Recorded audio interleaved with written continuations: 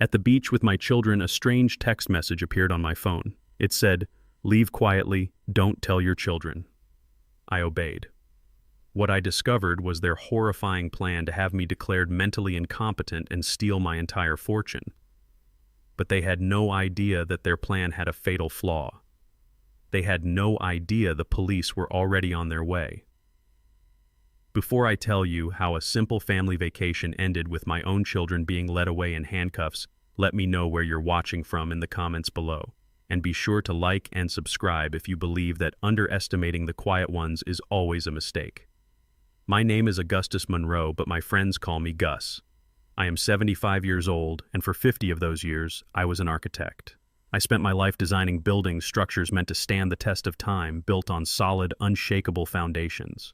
I thought I had built my family on the same principles. I've since learned that the most dangerous cracks are the ones you cannot see. The story begins on a perfect sun-drenched afternoon in South Carolina. I was sitting on the wide shaded porch of my beach house, a place I had designed myself, a place that held the happiest memories of my wife Beatrice. The air was warm and smelled of salt and jasmine. Below me on the pristine stretch of private beach was a picture of perfect domestic bliss, my children. My son David, 40 years old, was attempting to build a sandcastle with a focus he hadn't shown since his college days. My daughter Karen, a year younger, was laughing, her bright, beautiful smile a weapon she had always known how to wield. And beside her was her husband Mark, a man who was as handsome and as polished as a magazine advertisement. They were a beautiful family, my family, and they were, I knew with a cold certainty, that had been my constant companion for months, playing a part in a beautifully produced and utterly fraudulent play. This trip had been their idea. "Daddy, you've been so lonely since Mom passed," Karen had said on the phone a month ago, her voice a symphony of concerned affection. "We need a real family vacation, just us. We'll rent a house on the coast, our treat. We just want to spend some quality time with you." Of course it was my house, the house Beatrice and I had built together. And it was my money that was paying for the expensive groceries, the fine wine, the entire performance. They had been helping me manage my finances since Beatrice's death, a helpfulness that was as suffocating as it was complete. They were so careful with me, so attentive. "Dad, are you warm enough?" David would ask, adjusting the blanket on my lap, even though the sun was warm. "Gus, can I get you another iced tea?" Mark would say, his smile never quite reaching his cool, calculating eyes. "Don't get up, we'll bring it to you." They treated me not as a father, but as a fragile, valuable, and slightly unpredictable piece of porcelain. They spoke to me with a loud, slow, and careful deliberation, the kind one uses for a child or for a man they have already decided is losing his mind. I watched as Mark walked over to Karen and put his arm around her, whispering something in her ear that made her laugh again. He was the most charming man I had ever met. He had charmed my daughter, he had charmed my son, and after Beatrice was gone, he had for a time even charmed me. He was their wealth manager, a man who had taken my complex portfolio, the result of a lifetime of hard work, and had simplified it, consolidated it, made it easier for me to understand. He had given me a simple glossy binder with colorful charts that always went up, and he had told me not to worry about a thing. For a while in the fog of my grief, I had obeyed. I had not worried. That was my greatest mistake. I knew they were watching me now, even as they played on the sand. They would glance up at the porch every few minutes, their smiles bright and reassuring, checking to make sure the old man was still there, still docile, still unaware. They had no idea that the man sitting in the rocking chair, the quiet, frail patriarch, was not the man they thought he was. They had no idea that I knew. And they had no idea that I was not the one being watched. They were. Every smile, every whisper, every solicitous question was an act in a play. But the audience was not just me. The audience was a team of federal investigators, and the play was about to reach its final catastrophic act. I sat there on the porch, a quiet, stationary object in a world of gentle, moving beauty. The sun was warm on my face. The gentle, rhythmic shushing of the waves on the shore was a sound that had brought me peace for 40 years. It was a perfect afternoon, and it was all a lie. I was not at peace. I was at war, and I was waiting for the signal to begin the final battle. My phone, an old, simple flip phone that my children often teased me about, lay on the small table beside my rocking chair. It was not my real phone. My real phone, a modern smartphone, was tucked away in my travel bag. This phone, this simple, untraceable, prepaid device had only one purpose. It was a receiver for a single, critical message. I watched them on the beach. My son David had finally given up on his sandcastle and was now skipping stones across the glassy surface of the low-tide ocean. Karen and Mark were walking along the water's edge, their arms around each other, a perfect, picturesque couple. They were laughing. They looked so happy, so carefree. They looked like people without a single secret in the world. But I knew their secret. It was a secret so dark, so monstrous, that it had taken me months to fully comprehend it. The secret was that they were planning to erase me. My gaze drifted from them to the rocking chair beside me, the one that had always been Beatrice's. It was empty, but in my mind's eye I could see her there, a book in her lap, a gentle knowing smile on her face. "You see through things, Gus," she used to tell me. "You see the structure, the bones of a thing. Don't ever let anyone convince you that a pretty facade can hide a rotten foundation." For a time, in the fog of my grief after she was gone, I had forgotten that lesson. I had allowed myself to be lulled by the pretty facade of my children's concern. But Beatrice's voice, her quiet, unshakable wisdom had eventually broken through, and I had started to look at the structure. And what I had found was a foundation so rotten, so eaten through with the termites of greed and betrayal that the only option left was a controlled demolition. My phone vibrated. The sound was a soft, almost imperceptible buzz on the wooden tabletop, but to me it was as loud as a cannon shot. My heart, which had been a slow, steady beat, gave a single hard thud against my ribs. The signal. It had come. I did not react. I did not snatch the phone up. I was an actor on a stage, and my audience, even from 100 yards away, was watching. I let the phone vibrate for another long second. Then with a slow, deliberate movement, I reached for it. I picked it up with the slightly clumsy, fumbling gesture of an old man whose fingers are not as nimble as they once were. I squinted at the small screen as if I were having trouble reading it. The message was from a number I did not recognize, but a number I knew by heart. It was the number of the identical prepaid phone I had given to my housekeeper, Maria, 3 months ago. The message was just 3 short, simple sentences. The sentences we had so carefully rehearsed. Leave quietly. Don't tell your children. Go to the coffee shop at the end of the road. It's happening now. It's happening now. The final phase of their plan was in motion. The plan to have me declared mentally incompetent, to seize control of my assets, to erase me from my own life. They had made their move, and in doing so, they had just unknowingly stepped directly into the center of mine. I folded the phone shut and placed it back on the table. The father in me felt a wave of profound, soul-crushing sadness. This was the final, irrevocable moment. The moment the last thin thread connecting me to the children I had raised was about to be severed. But the architect, the man who had spent the last 3 months meticulously designing this very moment, knew there was no time for sentiment. There was only the plan. I stood up slowly, my joints creaking in a performance of elderly frailty. I looked down at the beach.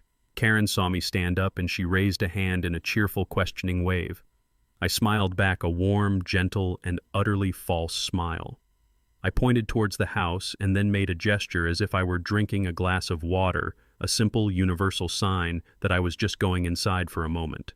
She nodded, her smile bright and unsuspecting, and turned back to her husband. I walked to the sliding glass door that led from the porch into the living room.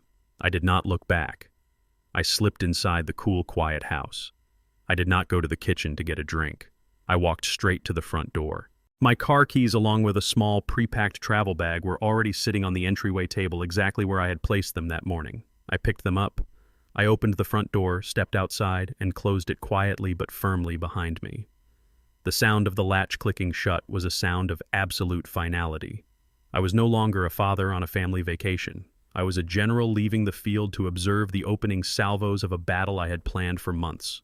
They thought I was a frail, forgetful old man, a piece to be moved around their chessboard. They had no idea that I was the one who had designed the board, and I had just with a single quiet and invisible move taken their queen. I walked to my car, my steps no longer the slow shuffle of an old man, but the steady, purposeful stride of a man with a mission. The reckoning had begun. The phone in my hand felt unnaturally heavy, a small, dense weight of consequence. The message was clear. It's happening now. The final phase of my children's plan, the one they had been secretly building for months, was in motion. And in turn, so was mine. The time for quiet observation was over. The time for action had begun. I did not jump up. I did not react. The architect in me, the man who had spent a lifetime understanding that the most critical movements must also be the most deliberate, took over. I sat there for a long, slow count of 10, rocking gently in my chair, my eyes still fixed on the beautiful, tranquil ocean. I was an actor on a stage, and I knew my audience, even from 100 yards away, was watching. Every movement had to be a carefully chosen line in my performance. The groan as I pushed myself up from the chair was a lie. I placed a hand on the small of my back and stretched a perfect imitation of an old man whose joints were stiff from sitting too long. My body felt alive, humming with a cold electric energy, but my movements were slow, careful, and frail. I stood at the porch railing, looking down at the beach, at my beautiful, treacherous children. After a moment, Karen looked up, shielding her eyes from the sun, and saw me standing there. She raised a hand in a cheerful, questioning wave. I smiled back, a warm, gentle, and utterly false smile. I did not wave. I simply pointed towards the house, and then I mimed the act of drinking a glass of water. It was a simple, universal, and completely disarming gesture. The old man is thirsty. He is going inside for a drink. She nodded, her smile bright and unsuspecting, and turned back to her husband. The performance was a success. They were not concerned. Their fragile, valuable piece of porcelain was simply moving from one shelf to another. My predictability, the quiet, slow rhythm of my old age that they so often mocked, had just become my greatest camouflage. They saw what they wanted to see, a harmless old man, a relic shuffling inside for a glass of water. They could not see the architect, the strategist, the man who was about to bring their entire carefully constructed world crashing down around them. I turned my back on the perfect beach scene. I turned my back on the sound of their distant, carefree laughter. I slid the heavy glass door open and stepped inside the cool, quiet house. The air was still smelling faintly of the expensive scented candle Jessica had lit on the coffee table. I did not go to the kitchen. My thirst was not for water. I walked directly to the front entryway. My car keys were on the small mahogany table right where I had left them, and beside them a small, unassuming canvas travel bag. It contained a change of clothes, a burner phone, and a single encrypted hard drive. It was the bag of a man who was not planning on coming back. I picked up the keys. I picked up the bag. I walked to the front door, my movements now no longer slow, but quick, quiet, and purposeful. I opened the door, stepped outside into the warm, salt-laced air, and pulled it shut behind me. The sound of the latch clicking into place was the sound of a line being crossed, a final, definitive severing. I was no longer a father on a family vacation. I was an instrument of a reckoning that was already in motion, and I was on my way to my front row seat. I pulled my car into a small public parking lot about a quarter of a mile down the road from the beach house, and I killed the engine. The silence that rushed in was a welcome relief from the sound of the ocean, a sound that for the first time in my life had felt not like a peaceful rhythm, but like the ticking of a terrible clock. I got out of the car and began to walk. The coffee shop, our designated rendezvous point, was another 10 minutes down the old coastal road. I needed the time. I needed the walk. I needed to assemble the history of this day, to put the facts in their proper chronological order. My children in their arrogance thought they were playing a game with a forgetful old man, a frail patriarch in the twilight of his life. They had no idea they were playing a game against a retired architect with an eidetic memory for details and his best friend, one of the most ruthless litigators in the state of South Carolina. They thought their plan was a secret. They had no idea that their secret was the subject of a meticulous, professional, and very, very expensive 3-month investigation. The whole thing had started with a ghost, the ghost of my wife Beatrice. After she passed, I had been lost in a fog of grief. I had willingly, gratefully handed the reins of my complex financial life over to my son-in-law, Mark. He was so smooth, so charming, so seemingly competent. He brought me simple, colorful charts and glossy reports that always showed a steady, reassuring upward trend. He called it simplifying my portfolio, reducing my administrative burden. I now know he was simply hiding the evidence of his theft in plain sight. For a year I had believed him. But then, one night as I was drifting off to sleep, I remembered a conversation with Beatrice. A conversation from years ago, shortly after Karen and Mark were married. We were sitting on the porch of this very beach house, watching the fireflies dance in the twilight. "I don't like the way he looks at you, Gus," she had said, her voice a quiet, thoughtful murmur. "What do you mean?" I had asked, surprised. "He doesn't see a father-in-law," she had said, her intuition a sharp, unerring instrument. "He sees an asset, an estate. He's too polished, too charming. A man with nothing to hide is never that smooth, my love." I had dismissed her concerns, of course. I had told her she was being too cynical, that Mark was a good man who loved our daughter. And the memory of my own blind, foolish confidence was a source of a deep and profound shame. The pain was not just in the discovery of the crime, but in the confirmation of my wife's wisdom, a wisdom I had been too proud and too trusting to heed while she was alive. Her ghostly voice was the first alarm bell, and once it started ringing, I began to see the cracks in Mark's perfect facade myself. I am an architect. My entire life has been a study in details in the small, almost imperceptible signs of structural weakness, and I began to see them in his beautiful glossy reports. A management fee that seemed to fluctuate without a clear reason, a consulting expense for a shell corporation I had never heard of. Small things, round numbers. An architect learns that in a perfect design, a round number is almost always a lie, a placeholder for a detail that has not been properly calculated. A forensic accountant I later learned from Charlie would call them red flags. So 3 months ago, I had finally listened to my wife's ghost. I had gone to see Charlie. I had sat in his office feeling foolish paranoid like a crazy old man.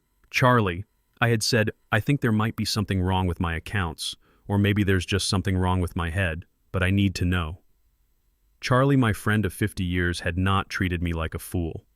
He had looked at me with his sharp, intelligent eyes and had said, "There's no such thing as a crazy old man, Gus. There are only facts. Let's find them." And so began our silent, secret audit. It was not a simple review. It was a deep forensic dive into the financial life of Mark Davis. Charlie had hired the best forensic accountants in the state, a team of quiet, ruthless professionals who could follow a single stray dollar through the labyrinthine corridors of international banking. What they found was worse than I could have possibly imagined. Mark was not just skimming. He was systematically embezzling my fortune. He had used forged documents to take out loans against my properties. He had diverted dividend payments from my stock portfolio into his own offshore accounts. The total theft was approaching $750,000. But the most horrifying discovery was his endgame. Buried in the data, the accountants found a series of payments to a disgraced doctor known for providing false competency evaluations, and to a lawyer who specialized in elder law, specifically in challenging the legal competency of wealthy seniors. His plan was not just to steal from me.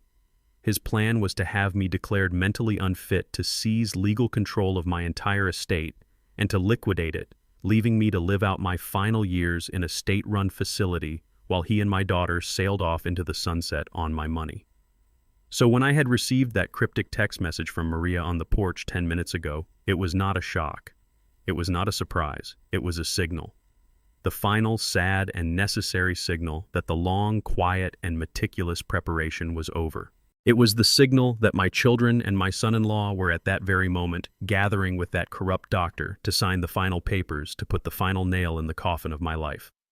They thought it was their moment of triumph. They had no idea that I and Charlie and the full awesome power of the state's attorney's office were about to turn their triumph into a testimony.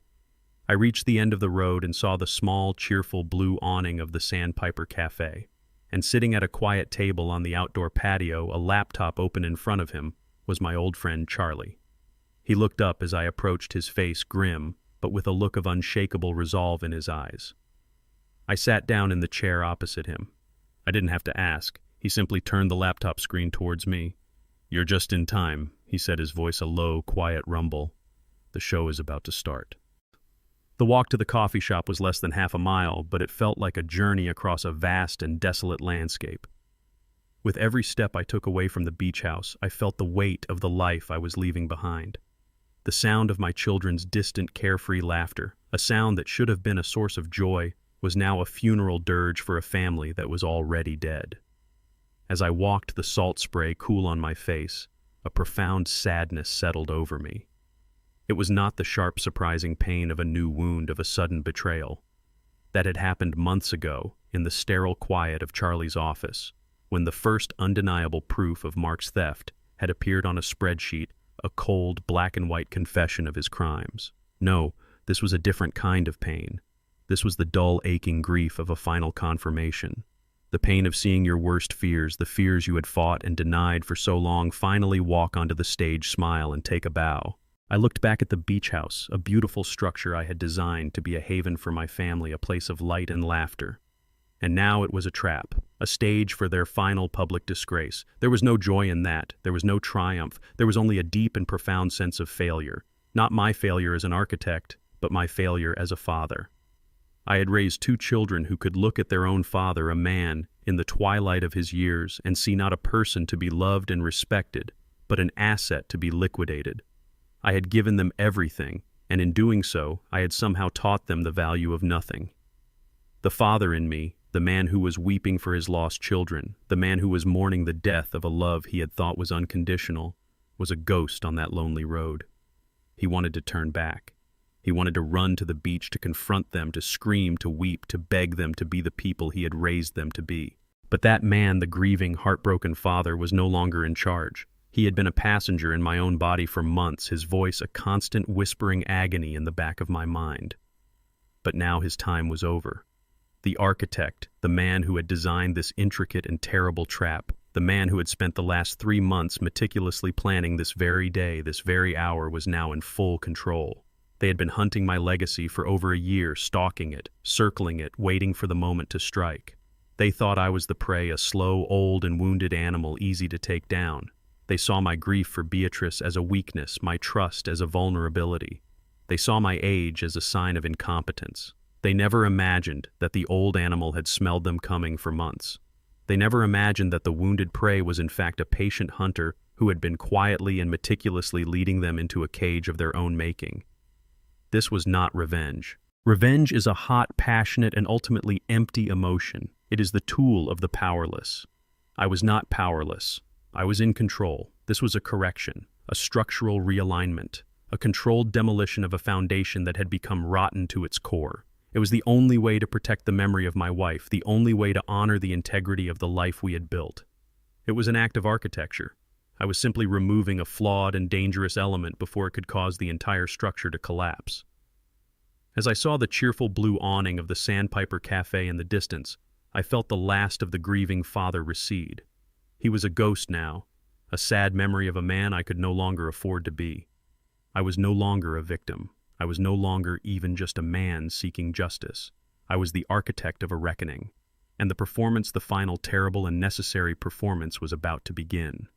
The hunter had arrived at his perch, and it was time to watch the trap spring. As I sat there in the quiet of the Sandpiper Cafe, the laptop screen in front of me, a cold digital window into the final act of my family's drama, my mind went back. It went back 3 months to a cold, rainy afternoon in Charlie's office, to the day this quiet, secret war had truly begun. I had been wrestling with the ghost of my wife's warning for weeks.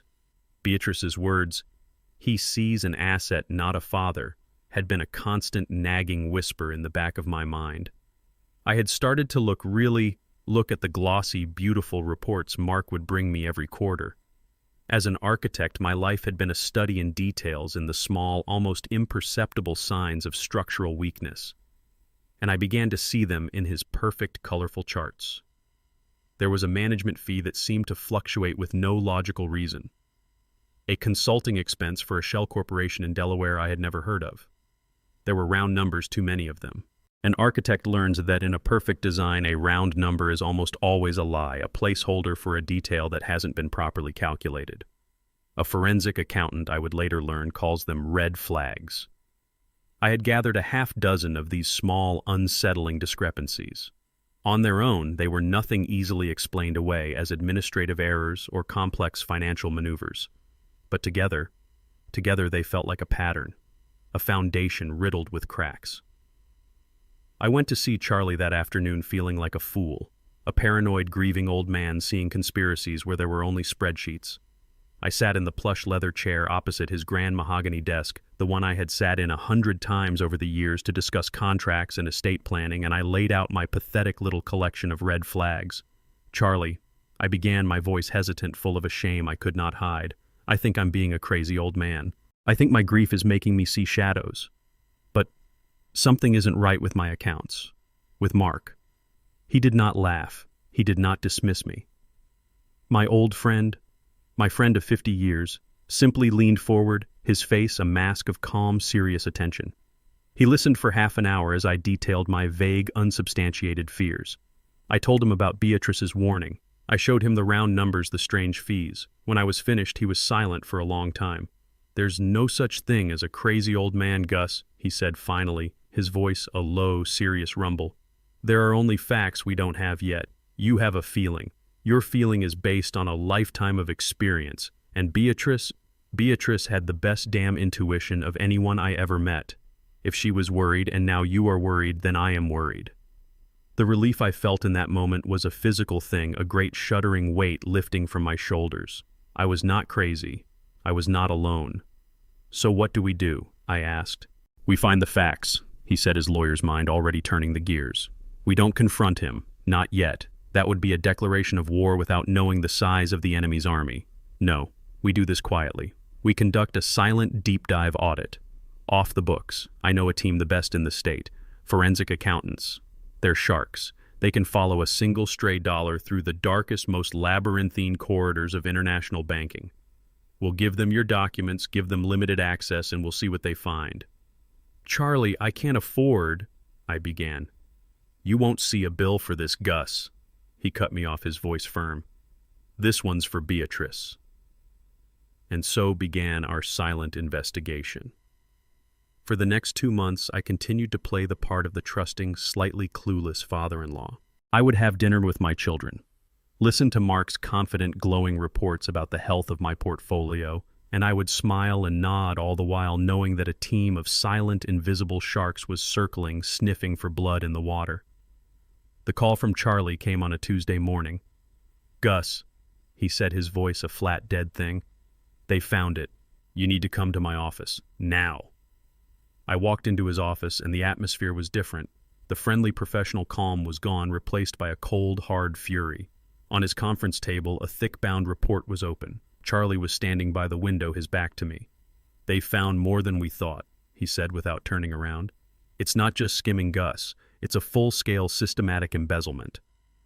I walked to the table and looked down at the report. The pages were a blur of numbers of flowcharts that showed my money moving through a dizzying series of shell corporations and offshore accounts. It was a beautiful, complex, and utterly criminal piece of financial architecture. "He's been doing it for over a year," Charlie explained, his voice a low growl. "He started small just after Beatrice passed. He was testing the waters. When you didn't notice, he got bolder. He used your grief as a cover. He forged your signature on documents that gave him power of attorney over certain assets. He took out loans against your properties, using the funds to play the market, losing most of it and pocketing the rest. The total theft as of this morning is approaching $750,000. I sank into a chair, the number a physical blow. But the worst was yet to come. "And that's not his endgame," Charlie said, finally turning from the window. The look on his face was one I had never seen before. It was a look of pure, cold hatred. "The accountants found a series of regular monthly payments to a lawyer who specializes in elder law, specifically in challenging the legal competency of wealthy seniors, and to a doctor, a man who lost his medical license a decade ago for providing false testimony in a malpractice suit." The room seemed to tilt. The blood drained from my face. "He's not just trying to steal your money, Gus," Charlie said, his voice a terrible, quiet whisper. "He's building a case.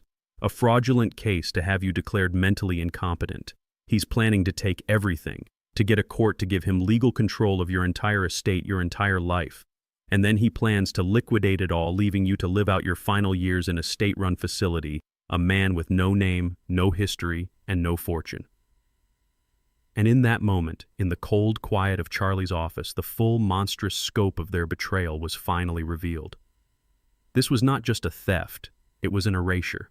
A plan to annihilate me, to wipe my very existence from the world, all for the sake of money. The grieving father, the trusting man I had been, died in that chair. And a new man, a colder, harder, and much more dangerous man was born, an architect, a man who now had a new and final project to design, a perfect, inescapable, and absolutely devastating trap. The call from Charlie came on a Tuesday morning. "Gus," he said, his voice a flat, dead thing that bore no resemblance to his usual warm baritone. "They found it. You need to come to my office, now." I walked into his office, and the atmosphere was different. The friendly professional calm was gone, replaced by a cold, hard fury. On his vast mahogany conference table, a thick bound report was open. It was from the forensic accounting team. Charlie was standing by the window, his back to me, looking out at the rain-streaked city. "It's worse than we thought," he said without turning around. "It's not just skimming, Gus. It's a full-scale systematic embezzlement, a hostile takeover of your life executed from the inside." I walked to the table and looked down at the report. The pages were a blur of numbers and flowcharts, a complex, elegant, and utterly criminal piece of financial architecture. It showed my money, the money Beatrice and I had spent a lifetime building, moving through a dizzying series of shell corporations, offshore accounts, and back again, each transaction a small surgical wound designed to bleed me dry without me ever noticing. "He's been doing it for over a year," Charlie explained, his voice a low growl. "He started small just after Beatrice passed. He was testing the waters, seeing what he could get away with. When you didn't notice, when you were lost in your grief, he got bolder." He finally turned from the window, and the look on his face was one I had never seen before. It was a look of pure, cold hatred. "He used your grief as a cover, Gus. He forged your signature on documents that gave him power of attorney over certain assets. He took out loans against your properties, using the funds to play the high-risk stock market. He lost most of it, pocketed the rest. The total theft as of this morning is approaching $750,000. I sank into one of the heavy leather chairs, the number a physical blow. $750,000. It was a sum so vast it was almost abstract. But the concrete reality of it was that it was my future, my security, the legacy I had planned to leave, all of it siphoned away quietly, secretly by the man I had welcomed into my family. But the worst was yet to come. The true monstrous heart of his plan was still buried in the data. "And that's not his endgame," Charlie said, his voice dropping to a terrible, quiet whisper. He walked over to the report and flipped to the last page, a simple spreadsheet of monthly payments. "The accountants couldn't figure out these payments at first. A regular monthly retainer, $10,000 a month for the last 6 months, paid not from your accounts, but from one of his own offshore shell corporations." He pointed to 2 names on the spreadsheet. "So I did some digging," he said. "The first is a lawyer, a man who specializes in a particularly nasty corner of elder law. His expertise is in challenging the legal competency of wealthy seniors on behalf of their concerned family members." The room seemed to tilt. The blood drained from my face. "And the second name," Charlie continued, his voice now a final, damning verdict, "is a doctor, a psychiatrist, a man who lost his medical license a decade ago for providing false, perjured testimony in a series of high-profile malpractice suits.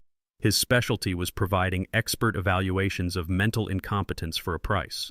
The pieces of the puzzle, the vague anxieties, the strange, overly solicitous behavior of my children, their insistence that I was forgetful, that I needed their help, it all clicked into place with a horrifying, sickening finality. "He's not just trying to steal your money, Gus," Charlie said, his voice now full of a quiet, terrible rage. "He's building a case, a fraudulent but legally plausible case to have you declared mentally incompetent. He's been creating a paper trail for months, a trail of his own design that shows you making erratic financial decisions, decisions he has been making for you with your own forged signature. And these 2 men, the corrupt lawyer and the disgraced doctor, they are his expert witnesses." The full, monstrous scope of their betrayal was finally revealed. This was not just a theft. It was an erasure, a plan to annihilate me. They were not just trying to steal my past. They were trying to steal my future. They were planning to stand up in a courtroom with my own children at their side and argue that I was no longer a man, that I was a collection of symptoms, a problem to be managed. They were going to use the law itself as their final weapon to have a judge give them legal control of my entire estate, my entire life. "His endgame," Charlie finished, his voice a whisper, "is to have you committed to a state-run facility, a man with no name, no history, and no fortune, while they liquidate everything you have ever built and sail off into the sunset. It's the perfect crime, a quiet, legal, and utterly monstrous act of patricide. And in that moment, in the cold quiet of Charlie's office, the grieving father, the trusting man I had been, died.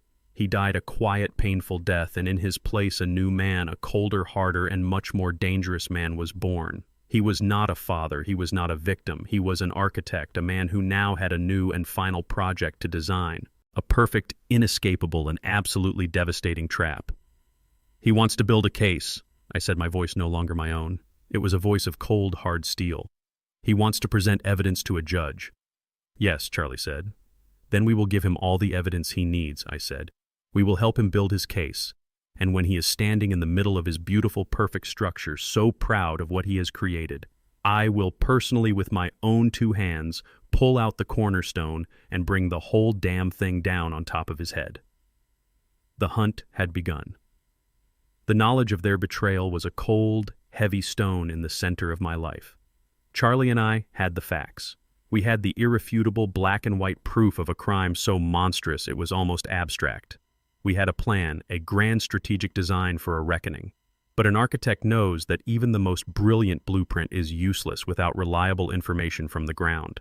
We could see the enemy's battle plans, but we were blind. We didn't know their timeline. We didn't know when they planned to execute their final terrible move. I needed an ally, not a lawyer, not an accountant, but someone on the inside. Someone who was so much a part of the background, so much a piece of the furniture of their lives that they would never, ever suspect her. I needed eyes and ears in my own home. I needed Maria. The thought of involving her was a source of profound guilt. Maria had been our housekeeper for 30 years. She was not an employee, she was family. She had come to us as a young woman, a recent immigrant from Colombia, and she had become a quiet, steady, and indispensable part of our lives. She had helped raise my children. She had held my wife's hand during the final terrible months of her illness. She was a woman of quiet, deep, and unshakable integrity. To ask her to participate in this ugly, dangerous family war felt like a violation, a betrayal of the trust and the peace she deserved. But I had no other choice. I drove back to the beach house a week after my meeting with Charlie. I told my children I was coming to pick up some of Beatrice's old gardening books.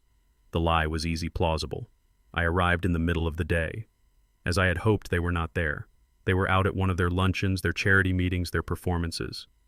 Only Maria was there, moving quietly through the large, silent rooms, a small, solitary figure of order in a house that was built on a foundation of chaos. She greeted me with her usual warm, respectful smile, but her eyes, I noticed, were full of a deep and quiet sadness.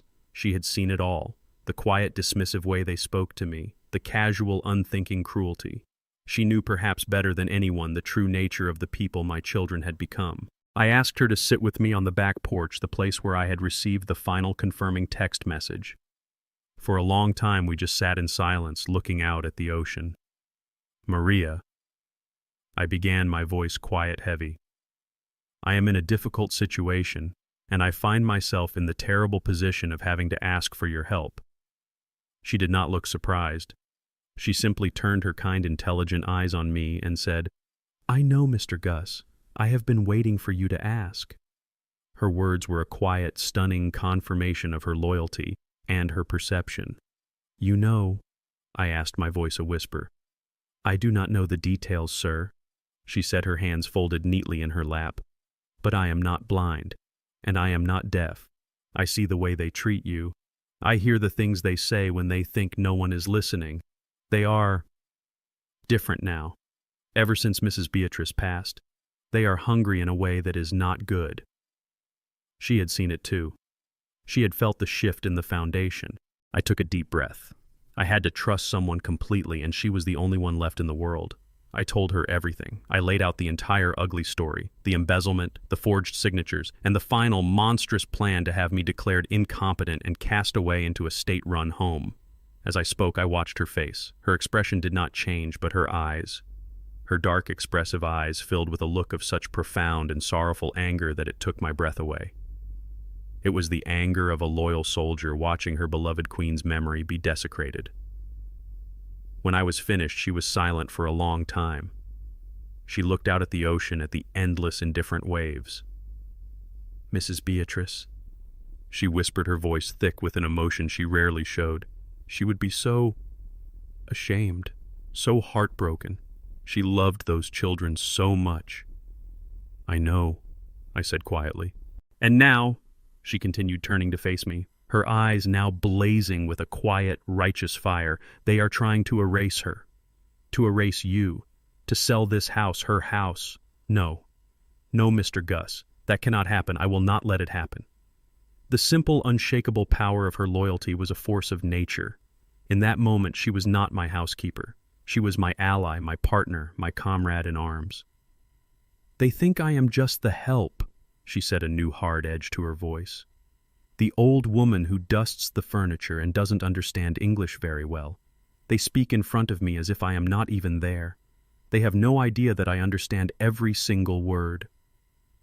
"Maria," I said, my voice full of a caution I did not feel. "This could be dangerous. If they find out you are helping me—" She cut me off with a small, dismissive wave of her hand. "I am 60 years old, Mr. Gus. I am not afraid of those two spoiled children. I am afraid of a world where people like them are allowed to win. I am afraid of a world where the memory of a good woman like Mrs. Beatrice can be sold for a profit. So you will tell me what you need me to do, and I will do it. For her." And so we made our plan, a plan of quiet, invisible resistance. Maria would become my eyes and ears inside the enemy camp. She would listen. She would watch. She would pay attention to the small details, the strange visitors, the hushed phone calls, the documents left carelessly on a desk. And most importantly, she would wait for the signal that their final move was imminent. "They are planning to do it here," I told her, gesturing to the beautiful sun-drenched house. "This family vacation. This is not a vacation. It is a staging ground. They will bring the doctor, the lawyer here to this house to finalize their plan, to sign the final papers." I reached into my bag and pulled out the two identical prepaid flip phones. I handed one to her. "This phone has only one number in it, mine," I explained.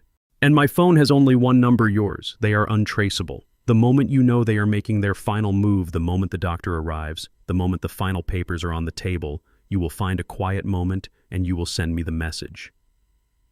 We rehearsed it like two spies planning a covert operation. "Leave quietly. Don't tell your children. Go to the coffee shop at the end of the road. It's happening now."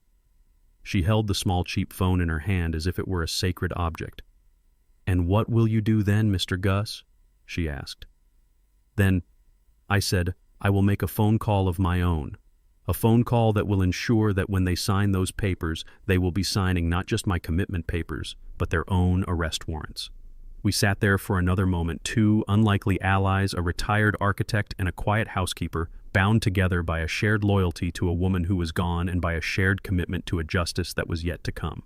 "They underestimate you, Maria," I said. A small, sad, and incredibly powerful smile touched her lips. "Yes," she said. "They do. That will be their final and most expensive mistake." My trust in Maria was absolute. It was a foundation that had been built over 30 years of quiet loyalty and mutual respect. After my meeting with Charlie, after the full monstrous scope of my children's betrayal had been revealed, I knew I could not fight this war alone. I needed an ally on the inside. I needed her. I remembered the day 2 months ago, a quiet Tuesday in the off-season, when I had put the final, most dangerous pieces of my plan into her hands. I had driven down to the beach house under the pretext of inspecting the roof for storm damage. It was a plausible lie, the kind of responsible, boring task an old man would set for himself. As I had hoped, my children were not there. It was just me and Maria who was there for her weekly deep clean of the empty house. She moved through the rooms with a quiet, efficient grace, a small, solitary figure of order in a house that I now knew was the intended stage for a great and terrible act of chaos. I waited until she was finished. I made us both a cup of tea, and I asked her to sit with me on the back porch, the same porch where I would one day receive her final, fateful message. "Maria," I began, my voice quiet, heavy with the weight of what I was about to ask. "I am in a difficult situation, a terrible situation, and I find myself in the position of having to ask for your help." She did not look surprised. She simply turned her kind, intelligent eyes on me and said, "I know, Mr. Gus. I have been waiting for you to ask." Her words were a quiet, stunning confirmation of her loyalty and of her perception. She had seen it all. The subtle shifts in my children's behavior, their casual cruelty, their dismissive, patronizing tone. She had been a silent, invisible witness to their slow moral decay. And so I told her everything. I laid out the entire ugly story, the embezzlement, the forged signatures, and the final monstrous plan to have me declared incompetent and cast away into a state-run home. As I spoke, I watched her face. Her expression did not change, but her eyes, her dark, expressive eyes, filled with a look of such profound and sorrowful anger that it took my breath away. It was the anger of a loyal soldier watching her beloved queen's memory be desecrated. "Mrs. Beatrice," she whispered when I was done, her voice thick with an emotion she rarely showed. "She would be so ashamed, so heartbroken. She loved those children so much." "I know," I said quietly. "And now," she continued, turning to face me, her eyes now blazing with a quiet, righteous fire, "they are trying to erase her, to erase you, to sell this house, her house. No, no, Mr. Gus, that cannot happen. I will not let it happen." The simple, unshakable power of her loyalty was a force of nature. In that moment, she was not my housekeeper. She was my partner, my comrade in arms. "They think I am just the help," she said, a new hard edge to her voice. "The old woman who dusts the furniture and doesn't understand English very well. They speak in front of me as if I am not even there. They have no idea that I understand every single word." I had my ally. Now it was time to build the trap. From my travel bag, I took out a small, unassuming cardboard box. Inside were 4 state-of-the-art high-definition security cameras. They were tiny, no bigger than a quarter their lenses, almost invisible. "An architect knows every secret of the house he designs," I told her. "Every hidden space, every electrical conduit. I am going to place these cameras today. I am going to give this house a new invisible nervous system, one that sees everything and hears everything." For the next 2 hours, I worked with the quiet, focused precision of my old profession. Maria stood watch, a silent, nervous guardian. I installed the first camera in the smoke detector in the center of the dining room, its lens perfectly positioned to have a clear, unobstructed view of the head of the table, the very spot where I knew they would one day sit to sign the final, damning papers. I installed the second in an outdoor light fixture on the back porch, giving us a view of the beach and anyone who might approach from the ocean side. The third went into a bookshelf in the living room, hidden in the spine of a thick, unread volume of classic literature. And the fourth, and most important one, was placed in a small decorative piece of driftwood on the entryway table, its tiny lens aimed directly at the front door to see who came and went.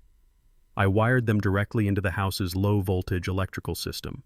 They were motion-activated, and they would stream encrypted high-definition footage to a secure cloud server, a server that only Charlie and I had the password to. The house was now under surveillance. My house.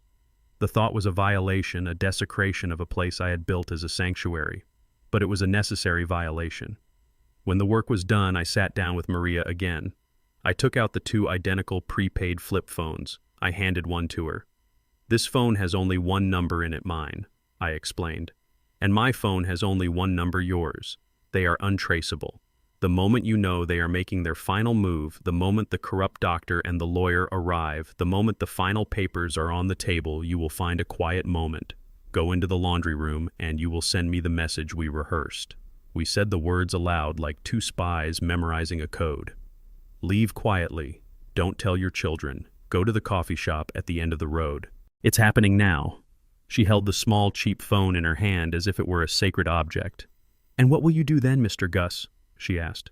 "Then," I said, "I will make a phone call of my own. A phone call that will ensure that when they sign those papers, they will be signing not just my commitment papers, but their own arrest warrants." I looked at this good, decent, and incredibly brave woman, and I felt a profound sense of guilt for the danger I was placing her in. "Maria," I said, "you must be careful. If they suspect—" She cut me off with a small, dismissive wave of her hand, her face a mask of absolute, unshakable resolve. "I am 60 years old, Mr. Gus," she said. "I am not afraid of those 2 spoiled children. I am afraid of a world where people like them are allowed to win. I am afraid of a world where the memory of a good woman like Mrs. Beatrice can be sold for a profit. So you will do what you must do, and I will do my part. For her. I left the beach house that day, leaving its safety and the success of my entire plan in her loyal, capable hands. For 2 months, that silent digital nervous system had been waiting. For 2 months, Maria had been my quiet, watchful guardian. And today, as I walked along the coastal road, the memory of that conversation fresh in my mind, I knew that she had done her part. She had sent the signal. The actors were finally taking the stage, and the final scene, the one I had so carefully designed, was about to begin. I walked into the Sandpiper Cafe, the small bell above the door announcing my arrival with a cheerful, incongruous jingle. The place was quiet, filled with the warm, comforting smells of roasted coffee and cinnamon. A few locals were scattered at the tables reading newspapers, lost in their own quiet morning routines. They were living in a world of ordinary peace, a world I no longer inhabited. My world was now one of quiet, secret warfare. I saw him in a secluded booth in the back corner, Charlie. He had a cup of coffee in front of him and a laptop open on the table. He didn't look like a lawyer or a co-conspirator. He looked like any other retiree catching up on his emails. But I saw the tension in the set of his shoulders, the sharp, focused intensity in his eyes as he watched the door. He was a sentinel, a guardian at the gate of our final decisive battle. I slid into the booth opposite him. I didn't speak. I just gave a single slow nod. He nodded back. "You're just in time," he said, his voice a low, quiet rumble. "The overture is over. The curtain is about to rise on the main event." He turned the laptop so that I could see the screen.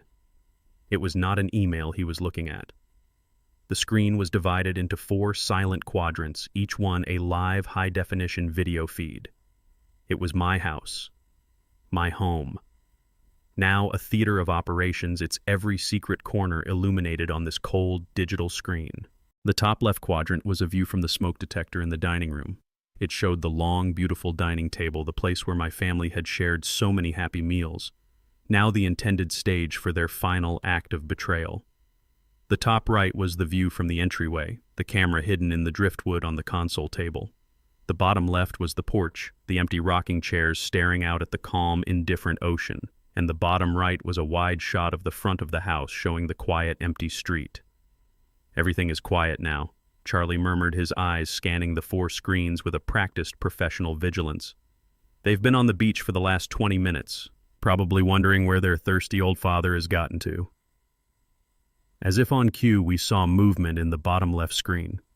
The sliding glass door from the porch opened and my children came inside. First Karen, her face a mask of annoyance. Then David, looking confused and slightly worried. And finally Mark, his expression unreadable but with a new sharp tension in his posture. We watched 2 silent, invisible ghosts as they moved through the house. We could not hear them, but we could see their agitated conversation. Karen was gesturing wildly, pointing towards the porch, then towards the front door. She was angry. My unscheduled departure had disrupted their meticulous plan. David was trying to calm her down, but it was Mark who was in control. We saw him say something that made them both fall silent. He pulled out his phone, looked at it, and then said something else. He was the director getting his frantic amateur actors back on script. "They're getting nervous," I said, my voice a quiet whisper. "Good," Charlie replied, his eyes never leaving the screen. "Nervous people make mistakes, but their prize is too close. They won't back out now. Not when they're this close to the finish line." For the next half an hour, we watched them. We watched them pace. We watched Karen make a series of angry phone calls. We watched David stare out the window, a lost, pathetic figure in a story that was too big for him. And we watched Mark, cool and collected on the surface, but with a restless, predatory energy that was visible even on the silent screen. He was a shark circling, waiting for his moment to strike. "He's the one we need to worry about," I said, my eyes on my son-in-law. "He's the only one who might be smart enough to realize something is wrong." "He's not smart, Gus," Charlie said, his voice full of a quiet contempt. "He's arrogant, and arrogance is a form of blindness. He is so convinced of his own brilliance, so certain of your weakness, that he is incapable of imagining a world where he is not the one in control. He will not see the trap, because in his mind he is the only one who is clever enough to set one." We waited. The silence in the coffee shop, the quiet clinking of cups, the low murmur of conversation was a surreal soundtrack to the silent, high-stakes drama unfolding on the screen in front of us. Every minute that passed was a new eternity.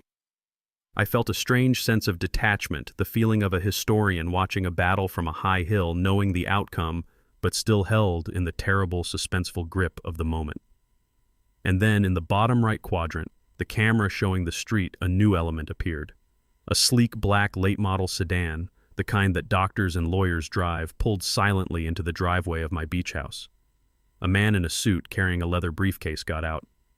"Showtime," Charlie whispered, his body tensing. We watched as the man walked to the front door. The camera in the entryway showed Mark opening the door before the man even had a chance to ring the bell. He was welcomed inside not as a stranger but as a long-awaited guest. This was him, the disgraced doctor, the paid-for expert witness who was here to sign the legal documents that would officially declare me a man who no longer had a mind of his own. On the screen, we watched the final act begin. Mark led the doctor into the dining room. Karen and David, their faces now a mixture of nervousness and a greedy, triumphant anticipation, joined them at the table. The doctor opened his briefcase and took out a thick stack of legal documents. This was the moment, the final, irrefutable act of their conspiracy. The moment they moved from planning a crime to actively committing one. They were all sitting at my table in my house, preparing to sign the papers that would steal my life. And they were doing it all on high-definition, encrypted, and legally admissible video. I looked at Charlie. He met my gaze, his eyes hard and cold as steel. The waiting was over. The trap was set. The bait was taken. And the prey was now officially in the cage. It was time to make the call. The laptop screen was divided into 4 silent black and white quadrants, each one a cold digital window into my life, my home. Now a theater of operations, its every secret corner illuminated on this sterile screen in a quiet coffee shop miles away. I saw the dining room, the long, beautiful table, now the intended stage for their final act of betrayal. I saw the entryway with the small table where a framed photo of Beatrice still sat. I saw the back porch, my empty rocking chair still gently moving in the ocean breeze. And I saw the quiet, empty street in front of the house. "Everything is quiet now," Charlie murmured, his eyes scanning the 4 screens with a practiced professional vigilance. "They've been on the beach for the last 20 minutes, probably wondering where their thirsty old father has gotten to. They won't have panicked yet, just annoyed." As if on cue, we saw movement in the bottom left screen, the one showing the porch. The sliding glass door opened and my children came inside one by one. First Karen, her face a mask of undisguised petulant annoyance. She was wiping sand from her feet with an angry, jerky motion. Then David, my son, looking confused and slightly worried, his usual state of being. And finally Mark, my son-in-law, the architect of this whole affair. His expression was unreadable, but there was a new, sharp tension in his posture.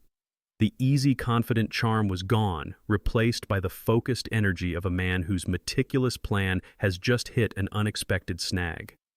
We watched 2 silent, invisible ghosts as they moved through the house. We could not hear them, but we could see their agitated conversation. The camera in the living room picked them up. Karen was gesturing wildly, pointing towards the porch, then towards the kitchen, then towards the front door. I knew what she was saying. "He's not here. Where could he be?" She was angry. My unscheduled departure had disrupted their meticulous timeline. David, my gentle, ineffectual son, was trying to calm her down, placing a hand on her arm, a gesture she angrily shook off. But it was Mark who was in control. We saw him say something that made them both fall silent. He held up his phone, showed it to them, and then said something else. He was the director getting his frantic amateur actors back on script. "They're getting nervous," I said, my voice a quiet whisper.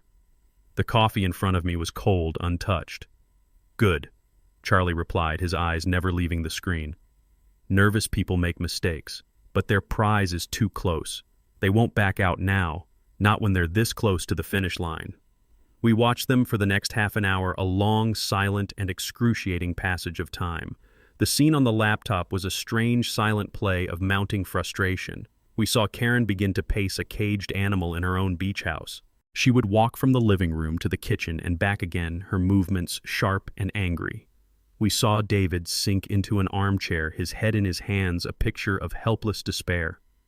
And we saw Mark standing by the large picture window, staring out at the ocean, his phone pressed to his ear. He was making calls, he was trying to find me, but I had left my real phone, the one they knew about, in my travel bag. The burner phone, the one that mattered, was silent in my pocket. "Look at them," Charlie murmured, a note of quiet contempt in his voice. "They're not worried about you, Gus. They're not calling the police or the Coast Guard. They're not worried that a 75-year-old man has wandered off and gotten lost. They are annoyed that their schedule has been disrupted, annoyed that the main character in their little play has gone off script." He was right. I was not a person to them anymore. I was a problem to be managed, a logistical hurdle to be overcome. The thought should have been painful, but I had moved past the pain. I was now in the cold, clear, and quiet realm of pure observation. I was a historian watching a predictable pattern of human behavior unfold.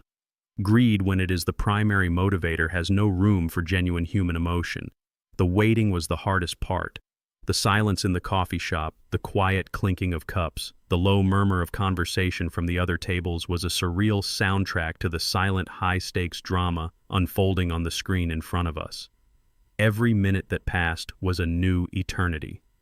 I felt a strange sense of detachment, the feeling of an architect watching a stress test on a building he had designed.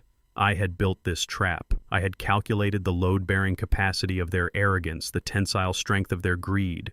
And now I was simply waiting to see if my calculations had been correct. And then in the bottom right quadrant, the camera showing the street, a new element appeared. A sleek, black, late-model sedan, the kind that doctors and lawyers drive, pulled silently into the driveway of my beach house. A man in a conservative dark suit carrying a leather briefcase got out of the car. "Showtime," Charlie whispered, his body tensing, leaning closer to the screen. We watched as the man walked to the front door. The camera in the entryway showed Mark opening the door before the man even had a chance to ring the bell. He was welcomed inside not as a stranger, but as a long-awaited and crucial guest. This was him, the disgraced doctor, the paid-for expert witness who was here to sign the legal documents that would officially declare me a man who no longer had a mind of his own, the final piece of their monstrous puzzle. On the screen, we watched the final act begin. Mark led the doctor into the dining room. Karen and David, their faces now a mixture of nervousness and a greedy, triumphant anticipation, joined them at the table. The frustration of the last hour was forgotten. Their prize was in sight. The doctor opened his briefcase and took out a thick stack of legal documents, spreading them out on the polished surface of my dining room table. This was the moment. The final, irrefutable act of their conspiracy. The moment they moved from planning a crime to actively committing one. They were all sitting at my table in my house, preparing to sign the papers that would steal my life. And they were doing it all on high-definition, encrypted, and legally admissible video. I looked at Charlie. He met my gaze, his eyes hard and cold as steel. The waiting was over, the trap was set, the bait was taken, and the prey was now officially in the cage. It was time to make the call. I reached into my pocket, my hand steady, and I took out the second burner phone, the one with only one number in it. The number for the lead detective on the case, a man who was at that very moment sitting in an unmarked car just 2 blocks away, waiting for his signal. The waiting was an act of profound and terrible patience. Charlie and I sat in the quiet of the Sandpiper Cafe, the world outside continuing its peaceful, ordinary rhythm, while on the small screen of the laptop a silent, high-stakes drama was unfolding. We were 2 old men sitting in a comfortable booth, but we were also generals in a distant command center watching the final critical movements of a battle we had planned for months. For half an hour we watched them pace. We watched Karen make a series of angry, frantic phone calls, her beautiful face a mask of frustration. We watched David sink into an armchair, a picture of helpless despair, a man completely out of his depth. And we watched Mark standing by the large picture window, a statue of coiled predatory stillness, his phone pressed to his ear. He was the director of this ugly little play, and his actors were forgetting their lines. "He's getting nervous." I whispered, my eyes on my son-in-law. "His plan is falling apart. My unscheduled departure has thrown him off his timeline." "He won't back out now," Charlie murmured, his gaze never leaving the screen. "Not when he's this close to the finish line. The prize is too big. His arrogance won't let him." And Charlie, as always, was right. We watched as Mark ended his phone call. He walked over to Karen and David, and we saw him speak with a new, sharp, and commanding energy. He was not a man in retreat. He was a general rallying his panicked, disorganized troops for a final, decisive assault. We saw Karen's anger subside, replaced by a new, greedy resolve. We saw David, my poor, weak son, nod his head in a gesture of pathetic, filial obedience. The coup was back on track. They were recommitted to their monstrous plan. They were simply waiting for their final co-conspirator to arrive. We did not have to wait long. At 2:15 p.m. in the bottom right quadrant of the screen, the camera showing the quiet, sun-drenched street, a new element appeared. A sleek, black, late-model sedan, the kind that doctors and lawyers in movies drive, pulled silently and with an almost funereal slowness into the driveway of my beach house. A man in a conservative dark suit carrying a heavy-looking leather briefcase got out of the driver's side. "Showtime," Charlie whispered, his body tensing, leaning closer to the screen. The man was in his late 60s, with a mane of distinguished silver hair and a pair of expensive-looking glasses. He looked like a pillar of the community, a respected professional, a man you would trust with your life. But Charlie and I knew who he was. Dr. Alistair Finch, a man who had lost his medical license a decade ago for providing false, perjured testimony in a series of high-profile malpractice suits. His specialty was providing expert evaluations of mental incompetence for a price. He was not a doctor. He was a ghoul, a man who made his living by burying the living. We watched as he walked to the front door. The camera in the entryway showed Mark opening the door before the man even had a chance to ring the bell. He was welcomed inside, not as a stranger, but as a long-awaited and crucial guest. He was the final piece of their monstrous puzzle, the expert witness who would sign the legal documents that would officially declare me a man who no longer had a mind of his own. On the screen, we watched the final act begin. Mark led Dr. Finch into the dining room, the very room where the first camera, the one hidden in the smoke detector, had a perfect, unobstructed view. The room was bathed in a warm afternoon light, a beautiful, tranquil setting for a terrible crime. Karen and David, their faces now a mixture of nervousness and a greedy, triumphant anticipation, joined them at the table. The frustration and panic of the last hour was forgotten. Their prize was in sight. Dr. Finch placed his briefcase on the polished surface of my dining room table, the table where my family had shared so many happy meals, and he opened it with a soft, ominous click. He took out a thick stack of legal documents, their pages filled with the cold, unforgiving language of the law, and he spread them out like a deck of tarot cards, each one predicting a dark and terrible future. This was the moment, the final irrefutable act of their conspiracy. The moment they moved from planning a crime to actively committing one. They were all sitting at my table in my house preparing to sign the papers that would steal my life, that would erase my very existence. And they were doing it all on high-definition, encrypted, and legally admissible video. I looked at Charlie. He met my gaze, his eyes hard and cold as steel. The waiting was over. The trap was set, the bait was taken, and the prey was now officially, and with their own willing hands, signing their own death warrant. It was time to make the call. I reached into my pocket, my hand steady, and I took out the second burner phone, the one with only one number in it. The number for the lead detective on the case, a man who was at that very moment sitting in an unmarked car just 2 blocks away, waiting for his signal. The cavalry was about to arrive. The laptop screen was a portal into the heart of their betrayal. The camera hidden in the dining room smoke detector, a silent, all-seeing eye I had installed myself, gave us a perfect high-angle view of the scene. The room was bathed in a warm afternoon light, the sun streaming in from the large windows that overlooked the peaceful ocean. It was a beautiful, tranquil setting for a monstrous crime. They were all there, sitting around my dining room table, the table where my wife and I had hosted 100 happy family dinners. My son David sat slumped in his chair, a picture of weak, anxious compliance. My daughter Karen was perched on the edge of her seat, her body language a mixture of nervous energy and a greedy, triumphant anticipation. And my son-in-law Mark, the director of this ugly little play, sat with an air of cool, professional command. Opposite them was Dr. Alistair Finch, the disgraced doctor, his face a mask of bored clinical professionalism. This was just another job for him, another transaction. In the center of the table, spread out like a feast, was the thick stack of legal documents he had brought in his briefcase. We couldn't hear their conversation, but we didn't need to. We knew what was happening. This was the final act. Look at them. Charlie whispered, his voice a low, angry growl. "They're so casual, like they're signing a mortgage on a new car, not stealing a man's life." We watched as Dr. Finch began to speak, gesturing to the papers, explaining the legal jargon. He was giving his performance the performance of a concerned, objective professional, recommending a course of action for a patient he had never met, a patient whose mind he was about to declare legally vacant. Mark was doing most of the talking for our side of the family. He would nod, ask a question, point to a line in the document. He was the picture of a responsible son-in-law carefully reviewing the details of his father-in-law's final arrangements. He was not a thief. He was a caretaker. It was a masterful performance of deceit. Karen was a coiled spring. She kept glancing from the papers to the doctor to her husband, her hands clasped tightly in her lap. Her prize was so close she could taste it. And David, my son David, just stared at the table, his face a pale, sweaty mask of a man who knew he was in the wrong place, doing the wrong thing, but who was too weak, too cowardly to stand up and walk away. "He's the one that breaks my heart," I murmured, my eyes on my son. "The other two, they're predators. But he's just a follower, a sheep who has willingly followed a wolf off a cliff.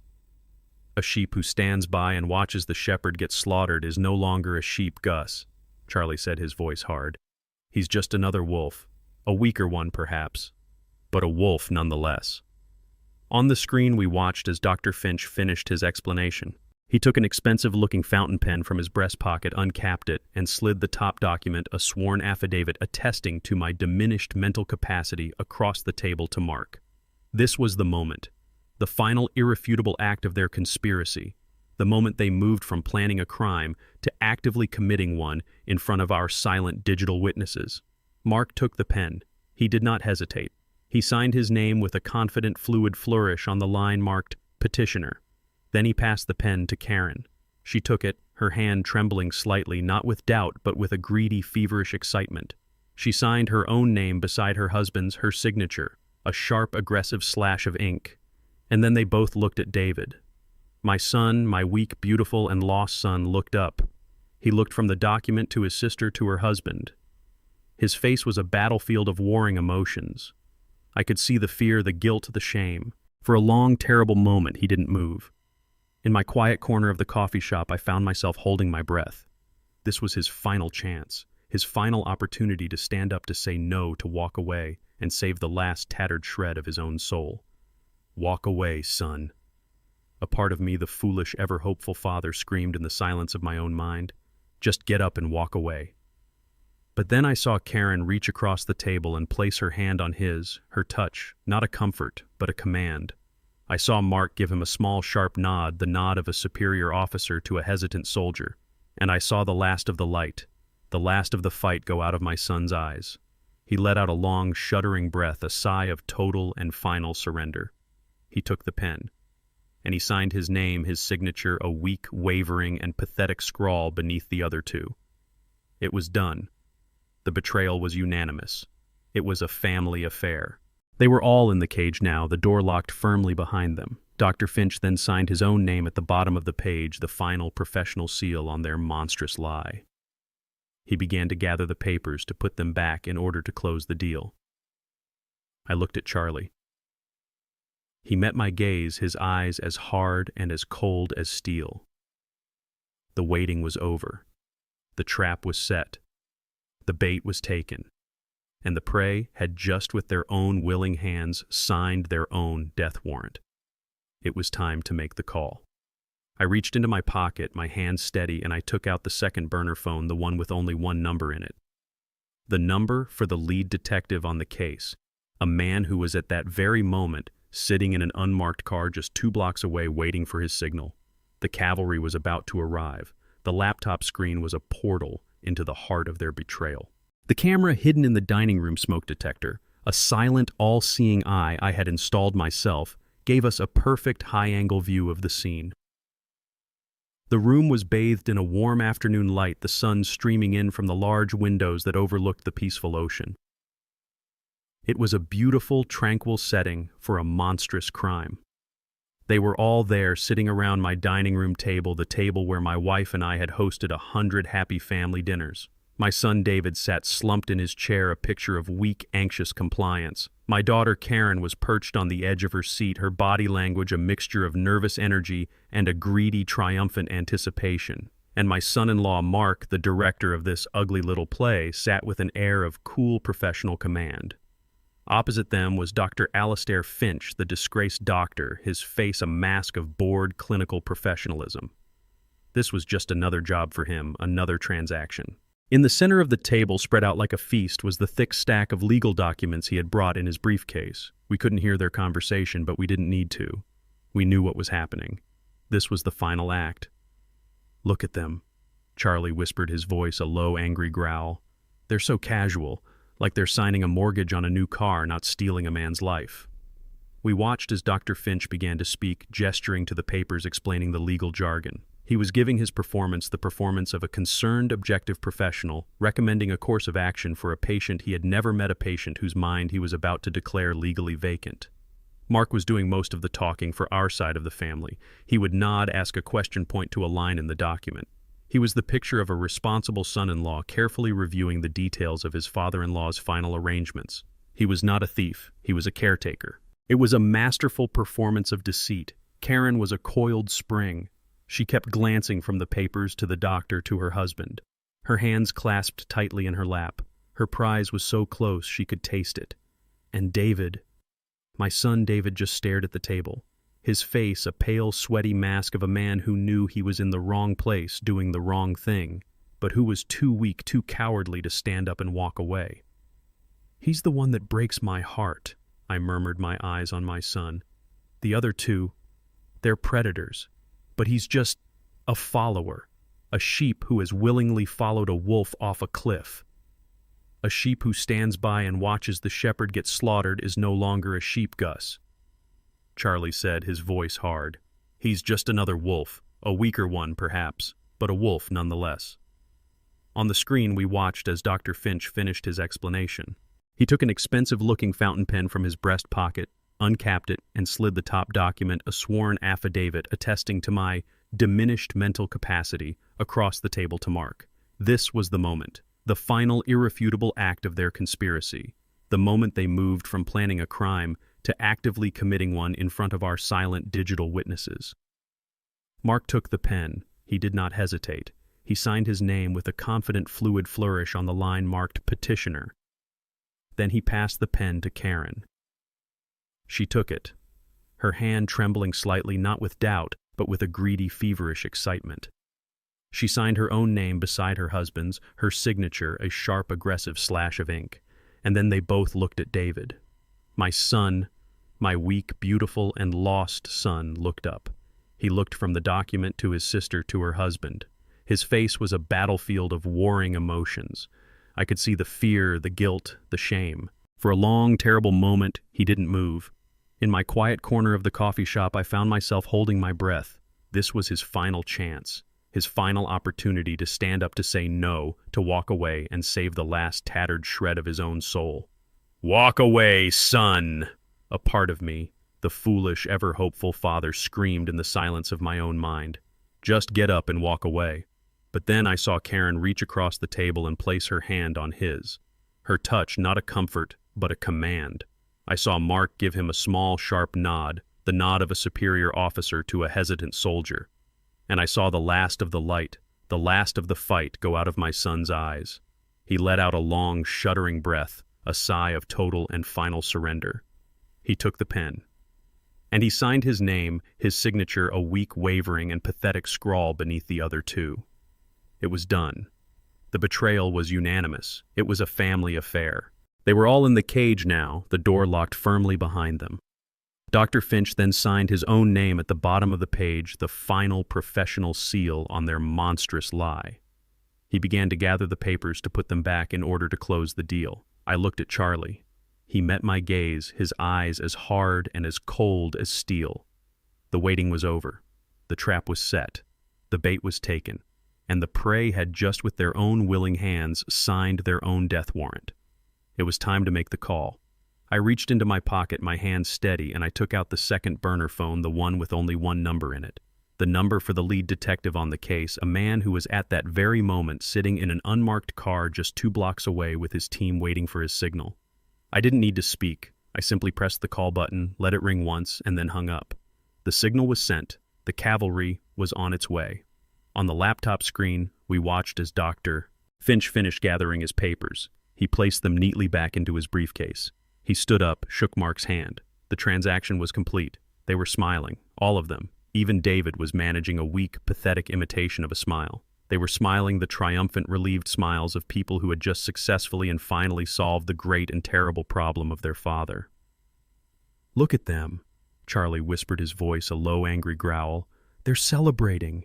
They're actually celebrating." And it was in that perfect, quiet, and beautiful moment of their triumph that the 4th quadrant of our screen, the one showing the quiet, empty street in front of the house, came to life.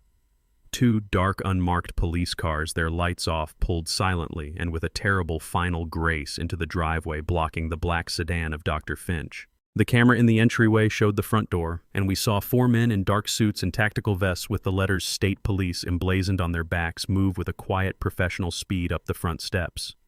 "And here we go," Charlie murmured, leaning back in his chair. On the main screen, the one showing the dining room, the celebrants were still shaking hands, completely oblivious.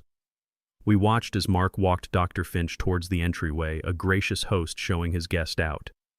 We saw him open the front door. We saw the look of pure, uncomprehending shock on his face as he was met not by the warm, sunny afternoon, but by the grim, unsmiling faces of 4 state police detectives. We saw him try to stammer a question. We saw one of the detectives hold up a badge and a warrant. We saw Mark's hands being pulled behind his back, the glint of steel as the handcuffs were snapped into place. And then the raid began. The detectives poured into the house, their movements a whirlwind of controlled professional force. The camera in the dining room showed the scene of utter catastrophic chaos. We saw Karen's triumphant smile freeze, then shatter into a mask of pure, disbelieving horror. We saw David let out a small, terrified cry and physically shrink back in his chair, a child trying to hide from a monster. And we saw Dr. Alistair Finch, the professional, the man of experience, simply sigh a long, weary sigh of a man who knew the game was up and place his hands without being asked on top of his head. The lead detective, a large, imposing man whose face was a mask of grim determination, addressed them. We couldn't hear his words, but we knew what he was saying. "You have the right to remain silent." We watched as they were led one by one from the dining room. Mark, his face a pasty grayish white, his eyes wide and vacant. Dr. Finch looking bored and annoyed as if he had been inconvenienced by a minor traffic delay. And then my children. Karen was fighting. She was screaming, her voice a silent, desperate roar on our screen, her beautiful face twisted into a grotesque mask of rage and disbelief. She was a queen, refusing to accept that her kingdom had just been conquered. But David, my son David, was not fighting. He was weeping. He was led away, his shoulders shaking with great, silent, racking sobs, the tears of a weak, lost boy who had followed his family off a cliff and had only in the final, terrible moment of impact realized the depth of his own fall. The last to be let out was Maria. She was not in handcuffs. She stood in the doorway, her arms wrapped around herself, and she watched them being placed in the back of the police cars. And then she looked up, her eyes finding the small, invisible lens of the camera in the entryway. She did not smile. She simply gave a single, slow, and almost imperceptible nod, a nod of loyalty, a nod of duty, a nod that said, "It is done." Charlie and I sat in the quiet of the coffee shop, the silent, dramatic play on the screen now over. The house was empty, save for the police officers who were now beginning their methodical search of the crime scene. My children were gone. The reckoning was complete. I reached out and closed the laptop. The screen went black, plunging us back into the ordinary, peaceful reality of a sunny afternoon. It was over. The architect had designed his final, most terrible structure, and it had held. The days that followed my flight to New York were a blur of quiet, formal meetings in sterile government offices. I presented my evidence, I answered their questions, I gave my testimony. I was no longer a father. I was a witness, a source, a quiet, elderly man providing the irrefutable black and white facts of a federal crime. When it was done, I flew back not to the beach house, which was now a sealed crime scene, but to a quiet extended-stay hotel in a part of Charleston I barely knew, and I waited. The news of their arrest when it finally broke was a distant, impersonal event, a headline on a local news website that Charlie sent to me without comment. I saw the pictures of them being led from my beautiful beach house in handcuffs, and I felt not a flicker of triumph, only a deep and profound weariness. The war was over. And now came the long, slow, and ugly process of counting the dead. Charlie came to see me at the hotel a week later. He brought a bottle of expensive bourbon and 2 glasses. He looked tired, but his eyes held the grim satisfaction of a lawyer who has just seen a long and difficult case come to its inevitable conclusion. We sat on the small balcony of my hotel room, the warm, humid air of the low country, a strange contrast to the cold, hard facts we were about to discuss. "Well," he said, after pouring us both a generous measure of the bourbon, "the rats have started to eat each other." I was silent, waiting. I spent the last 2 days in a series of off-the-record meetings with the prosecutors. He began swirling the amber liquid in his glass. They're building their case, and they have a star witness, the first one to flip, and he's singing like a canary. "Mark," I said. It was not a question. "Of course it was Mark," Charlie said with a dry, cynical laugh. "Men like him have no loyalty. They only have self-interest. The moment his lawyer saw the evidence, we had the video from the dining room, the forged documents, your testimony, he knew a trial was unwinnable. So he went for the only move he had left on the board. He offered them a bigger prize in exchange for a lighter sentence. He offered them my daughter." I said, my voice a flat, dead thing. "He gift-wrapped her, Gus," Charlie said, his voice hardening.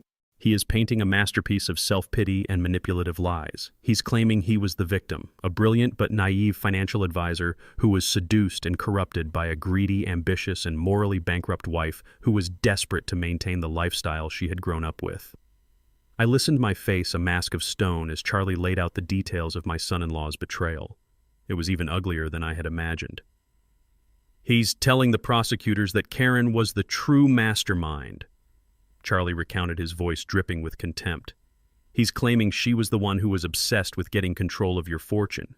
He's saying she was the one who found the crooked doctor who researched the competency laws. He's even trying to claim that she was the one who came up with the idea to forge your signature on the financial documents, telling him, 'Don't worry, he's my father, he's old, he'll never even notice.' The lie was as intricate as it was monstrous. He was taking every crime he had committed, every cold, calculated step of his plan, and he was reframing it as an act of a weak, love-struck man, just trying to please his demanding sociopathic wife. He was not just trying to save himself, he was trying to bury her." "And the prosecutors," I asked, "are they buying this fiction?" "They don't have to buy it," Charlie explained, the lawyer in him taking over. "They don't care if it's the absolute truth. They just care that it's a plausible narrative, one that he is willing to testify to under oath. His testimony combined with the hard evidence we gave them creates an unbreakable case against her. He is giving them a conviction on a silver platter, and in return he's hoping to get his own 30-year sentence knocked down to 10. I thought of my daughter sitting in a cold, sterile interrogation room, learning that the man she had conspired with, the man she had chosen over her own father, had just without a moment's hesitation sacrificed her to save himself. "It's a classic prisoner's dilemma," Charlie continued, his voice now a quiet academic lecture. "Two co-conspirators caught in a trap. They can either stay silent and hope for the best, or they can betray their partner for a chance at a better outcome. And a man like Mark, a man with no foundation, no character, no loyalty, he will always choose to betray. It's in his nature. Their love, if it had ever existed, was a business partnership, a merger based on a shared prospectus of greed. And now, with the company facing a hostile takeover by the federal government, Mark was simply liquidating his last remaining asset, his wife. He was selling her story, her culpability, her future for a discount on his own. I looked out at the distant, shimmering line of the ocean. The world seemed to move in slow, predictable patterns. The rise and fall of the tides, the slow, inexorable turning of the wheels of justice, and the timeless, ugly dance of betrayal and self-preservation. And so, I said more to myself than to Charlie, he has given them the why. He has given them the motive. He has given them a story, Charlie said. And in a courtroom, a good story is often more powerful than the truth. He has given them the story of a greedy, manipulative daughter and her weak, well-intentioned husband. And now, he said, taking a long, slow sip of his bourbon. They will go to your daughter and they will use that story to break her, and she will have two choices, to go down as the villain in his story or to tell a story of her own. I knew with a certainty that ached in my heart which choice she would make. The war was not over. The final, ugliest battle, the one where my children would turn on each other, was just beginning. Mark's betrayal was a cold, logical move, a calculated business decision in a game he thought he could still salvage. He was a creature of pure self-interest, and his actions were as predictable as they were monstrous. But my children were a different story. Their betrayal was a more complex and, in many ways, a more tragic affair. It was a story woven from threads of weakness, of arrogance, and of a love that had curdled into a possessive, destructive greed. Charlie told me the rest of the story a few days later, after the prosecutors had finished their initial interrogations. He came to my quiet hotel room as the sun was setting the sky over the Charleston harbor, a bruised purple and orange, and he brought with him the final ugly chapter. They brought Karen in first. He began, his voice a low, grim narrative as he settled into the armchair opposite me. They didn't play games with her. They were smart. The two lead prosecutors, a man and a woman, they put her in a cold, windowless room, offered her a bottle of water, which she refused, and they let her talk. They knew who they were dealing with. I could picture her. My daughter, the woman who had commanded my dining room with such arrogant grace, now sitting under the harsh, unforgiving fluorescent lights of a government building. She would have been terrified deep down, but her pride, her unshakable belief in her own superiority would have been her shield. She would have seen it as just another performance, another negotiation to be won. She tried to play the role she had cast for herself. Charlie continued, his eyes fixed on the darkening sky outside the window. The ultimate victim, the naive, trusting wife swept up in a glamorous, dangerous world she didn't understand. It was a masterclass, Gus. She wept. She told them how much she loved her husband, how she had trusted him implicitly, how he was a brilliant but secretive and often intimidating man. She painted a picture of a life lived in a gilded cage. It was a good performance, I was sure, a story she had been telling herself for years now, polished for a new, more critical audience. She told them she had no idea where the money was coming from. Charlie said, a note of grudging respect in his voice for her sheer audacity. She claimed he handled all the finances, that she was just a trophy wife who was given a generous allowance and told not to ask questions. She even hinted that she was afraid of him, that he had a temper that he was controlling. She was laying the groundwork for a classic spousal abuse defense. She was brilliant in her own monstrous way. They let her talk for almost an hour, Charlie said. They just listened, nodding, their faces a mask of professional sympathy. They gave her enough rope, Gus. They let her build her own beautiful, elaborate, and utterly fictional gallows. He paused, taking a long, slow sip of the water I had poured for him. And then, he said, when she was finished, when her story of victimhood was complete, the lead prosecutor, a woman named Jensen, simply slid a single thin folder across the polished steel table. What was in it? I asked my own voice, a quiet whisper in the dimming room. Bank statements, he said. Her personal bank statements, from an account in the Cayman Islands. An account that was not in her husband's name. An account that was solely in the name of Karen Monroe Davis. An account we had found, an account her husband knew nothing about. My heart, which I thought had turned to stone, gave a single painful thud. Her own secret account, a betrayal within a betrayal. The statements showed a regular monthly deposit of $100,000 from one of the primary offshore shell corporations, a corporation our accountants had already proven was the main laundry for the stolen funds. Charlie explained, his voice now the cold, precise instrument of a lawyer laying out the facts. She wasn't just enjoying the proceeds of the crime. She was skimming from the man who was skimming from you, and the statements also showed how she spent it. A $50,000 payment to a personal shopper at Saks Fifth Avenue in New York. A $20,000 payment to a luxury travel agent for a girl's trip to Paris, a $10,000 wire transfer to a wellness spa in Switzerland. It was a detailed, undeniable record of her own secret and very lavish life funded by the money she claimed to know nothing about. I saw it then, the fatal, arrogant flaw in her performance. She had believed her own lies so completely that she had forgotten about the one secret truth she had hidden even from her own co-conspirator. The prosecutor, Jensen, Charlie said, simply pointed to the statements and asked her a simple, quiet question. Mrs. Davis, if you were a trophy wife, kept in the dark with a simple household allowance, then what is this? And in that moment, Charlie continued leaning forward, his eyes now blazing with a cold legal fire. The entire performance collapsed. The elegant weeping victim disappeared, and the cornered vicious animal that had been hiding underneath came out. She started screaming. She screamed that it was her money, that she deserved it, that she had earned it by putting up with a monster like Mark. And then she turned on you. She screamed that her husband was a monster, but that you, her father, were even worse, a cruel, manipulative old man who was trying to destroy her life out of spite because you had always been jealous of her happiness, of her freedom from the old, dusty world you and her mother had lived in. She didn't confess to the crime, Gus. She indicted herself with her own rage. He paused, shaking his head slowly. She was a fighter, he said. She went down swinging, trying to burn the whole world down with her. But your son, David, he just went down. My heart ached at the mention of his name, my weak, lost son. They put him in a different room, Charlie said, his voice softening, the anger replaced by a profound and weary sadness. And they used a different tactic, a much smarter one. They didn't show him evidence. They didn't show him spreadsheets or bank statements. They just showed him a single photograph. What was it? I asked, my voice barely a whisper. It was a picture of you, Gus, he said. A picture I found in your house and gave to them. A picture of you and him taken about 20 years ago at his college graduation. The two of you are standing side by side, your arm around his shoulder, and you have this look on your face. A look of pure, unadulterated fatherly pride. It's a beautiful picture, Gus. A picture of everything that was and everything that was lost.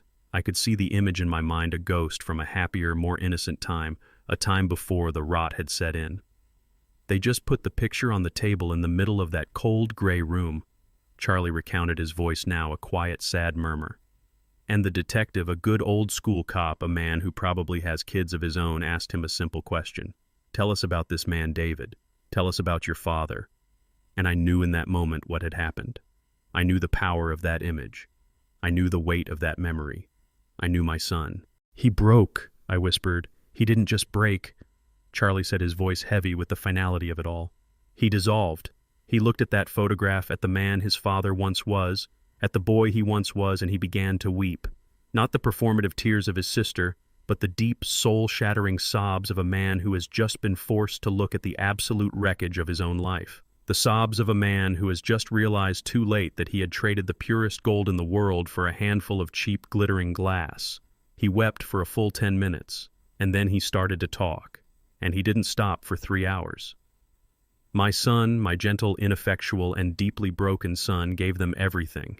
He confessed to his own role, his weakness, his cowardice. He confirmed every detail of Mark's scheme, every date, every transaction. He laid bare the entire ugly conspiracy to have me declared incompetent, admitting that he had gone along with it because he was scared of his sister and his brother-in-law, scared of losing the comfortable life they had built for him. He was not trying to save himself. He was not trying to cut a deal. He was simply, for the first time in his life, telling the truth. It was a confession born not of strategy, but of a profound and total moral collapse. He gave them not just the crime, but the sad, pathetic, and deeply human story behind it. His testimony, Charlie finished the words, a final somber epitaph, was the final nail in all of their coffins. Mark's story of the manipulative wife was destroyed. Karen's story of the naive victim was annihilated.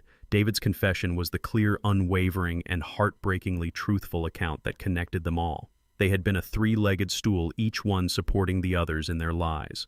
And my son, in his final, desperate act of weakness, which was perhaps the first truly strong act of his entire life, had simply and completely kicked out his own leg, bringing the whole rotten structure crashing down on top of them all. I closed my eyes. The battle was over. The victory was total, and all that was left was the long, quiet, and deeply sad work of surveying the ruins of my own family. The weeks following the arrests were a quiet, gray purgatory. I had returned not to the beach house, which was now a sealed crime scene, a place I knew I could never again think of as a home, but to a quiet, extended-stay hotel in a part of Charleston I barely knew. I spent my days walking along the Battery, watching the great container ships move silently out to sea, each one a slow, majestic departure. My own departure from the life I had known was less majestic. It was a quiet, internal exile. Charlie had handled everything. He was my shield, my spokesman, my only link to the ugly grinding machinery of the legal world that had now consumed my children. He was the one who spoke to the detectives, to the prosecutors, to the press. I remained a ghost, an anonymous source, the quiet, unseen architect of a ruin I did not have the heart to survey. He came to see me at the hotel about a month after the raid. He brought not a bottle of bourbon, but his heavy old leather briefcase. He looked tired, but his eyes held the grim, focused satisfaction of a lawyer who knows his case is unassailable. We sat on the small, impersonal balcony of my hotel room, the warm, humid air of the low country, a strange contrast to the cold, hard facts we were about to discuss. "The grand jury returned their indictment this morning, Gus," he said without preamble. He opened his briefcase and took out a thick, official-looking document bound in a simple blue cover. He slid it across the small glass-topped table. "It's official. The United States of America versus Mark Davis, Karen Monroe, Davis, and David Monroe." I looked at the cover. My own family name, a name my wife and I had built with 40 years of honesty and hard work, now listed on a federal indictment, an official record of a crime. I felt a wave of profound and weary sadness. "I thought you should see the charges," Charlie said gently. "So you understand the full scope of what comes next. So you understand that there is no turning back." I opened the document. The language was dense, a thicket of legal jargon. But the words, the charges themselves, were as clear and as brutal as a swinging hammer. "First," Charlie began, his voice taking on the precise, clinical tone of a lawyer breaking down a case, "they're charging them, all three of them, with multiple counts of wire fraud. Every fake email Mark sent you with a glowing, fictitious portfolio report. Every fraudulent wire transfer he made from your accounts to his offshore shell corporations. The prosecutors have documented 27 separate instances of him using electronic communications to perpetrate the fraud. That's 27 separate federal crimes, Gus. 27 separate lies, each one now a potential 5-year prison sentence." I listened as he spoke. The words were clinical legal, but I saw the story beneath them. 27 separate betrayals. 27 separate acts of theft. It wasn't a single mistake, a momentary lapse of judgment. It was a career, a meticulous, long-term, and utterly ruthless campaign. "Next," Charlie continued, pointing to a new section of the indictment. "And this is the one that ropes them all in, is conspiracy to commit fraud. This is where the prosecution's narrative comes together. They are not just treating this as Mark's crime. They are treating it as a family enterprise." My stomach tightened. "And what is their evidence for that?" I asked, my voice a whisper. "The best evidence in the world," Charlie said grimly. "The evidence we gave them. They have the high-definition video from the dining room of your beach house. A video that shows your daughter, your son, your son-in-law, and their paid-for expert witness all sitting at a table, all actively participating in the final act of the fraud. They have the signed affidavit from the doctor, a document with all three of their signatures on it. And," he said, his voice softening, "they have David's full and complete confession. A confession that details every meeting, every conversation, every step of the plan. There is no he said, she said. There is only a mountain of corroborating evidence that proves beyond any shadow of a doubt that this was a coordinated, organized, and willing conspiracy." Conspiracy. The word felt so ugly, so formal. It transformed a dysfunctional, greedy family into a criminal enterprise. My son and daughter were not just lost, not just misguided. In the cold, impartial language of the law, they were co-conspirators. The law had a name for their betrayal, and it was a cold and unforgiving one. "And finally," Charlie said, his tone becoming even more somber, "this is the one that the U.S. Attorney is most excited about. It's the one that will be in the headlines. It's a newer, more aggressive statute, and they love to make examples with it. Financial exploitation of a senior citizen." He let the words hang in the air for a moment. "They're arguing that your age, your status as their father, and your profound grief after Beatrice's death were not just incidental facts. They were the very tools they used to perpetrate the crime. They will argue that they deliberately and systematically exploited your emotional vulnerability to gain your trust and defraud you. This charge, this one isn't just about the money, Gus. It's about the morality of it. It's the one that will turn a jury against them before the trial even begins. No one, absolutely no one, has sympathy for people who steal from their own grieving elderly father." Elder exploitation. I had never thought of myself as a victim, as an elder to be exploited. I was the architect of the reckoning, the hunter who had turned the tables on his pursuers. But in the cold, impartial language of the law, that is what I was. That is what they had tried to make me. And that, more than any of the financial crimes, more than the millions of dollars, was the crime I could not forgive. It was an assault not on my bank account, but on my very identity, on my personhood. And what about the doctor? I asked. Finch. Dr. Finch, Charlie said with a humorless smile, has made a deal. The moment he was confronted with the video and the conspiracy charges, he folded like a cheap suit. He has given the prosecution a full sworn confession. He has detailed exactly how Mark and Karen hired him, what they asked him to do, and the exact amount of money they paid him to declare you incompetent. He has agreed to be the state's star witness in exchange for a recommendation of probation. He has not just betrayed them, he has buried them. I closed the thick, heavy document and placed it on the table. The structure was sound. The conclusion was unavoidable. So, I said quietly, there will be no trial. There will be no trial, Charlie confirmed.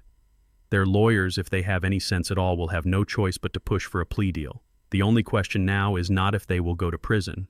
The only question is for how long. The finality of it was absolute. The messy, emotional, and painful drama of my family was over. It was now just a case file, a number in a long, slow, and impartial system. The truth I had uncovered had been translated into a series of federal charges.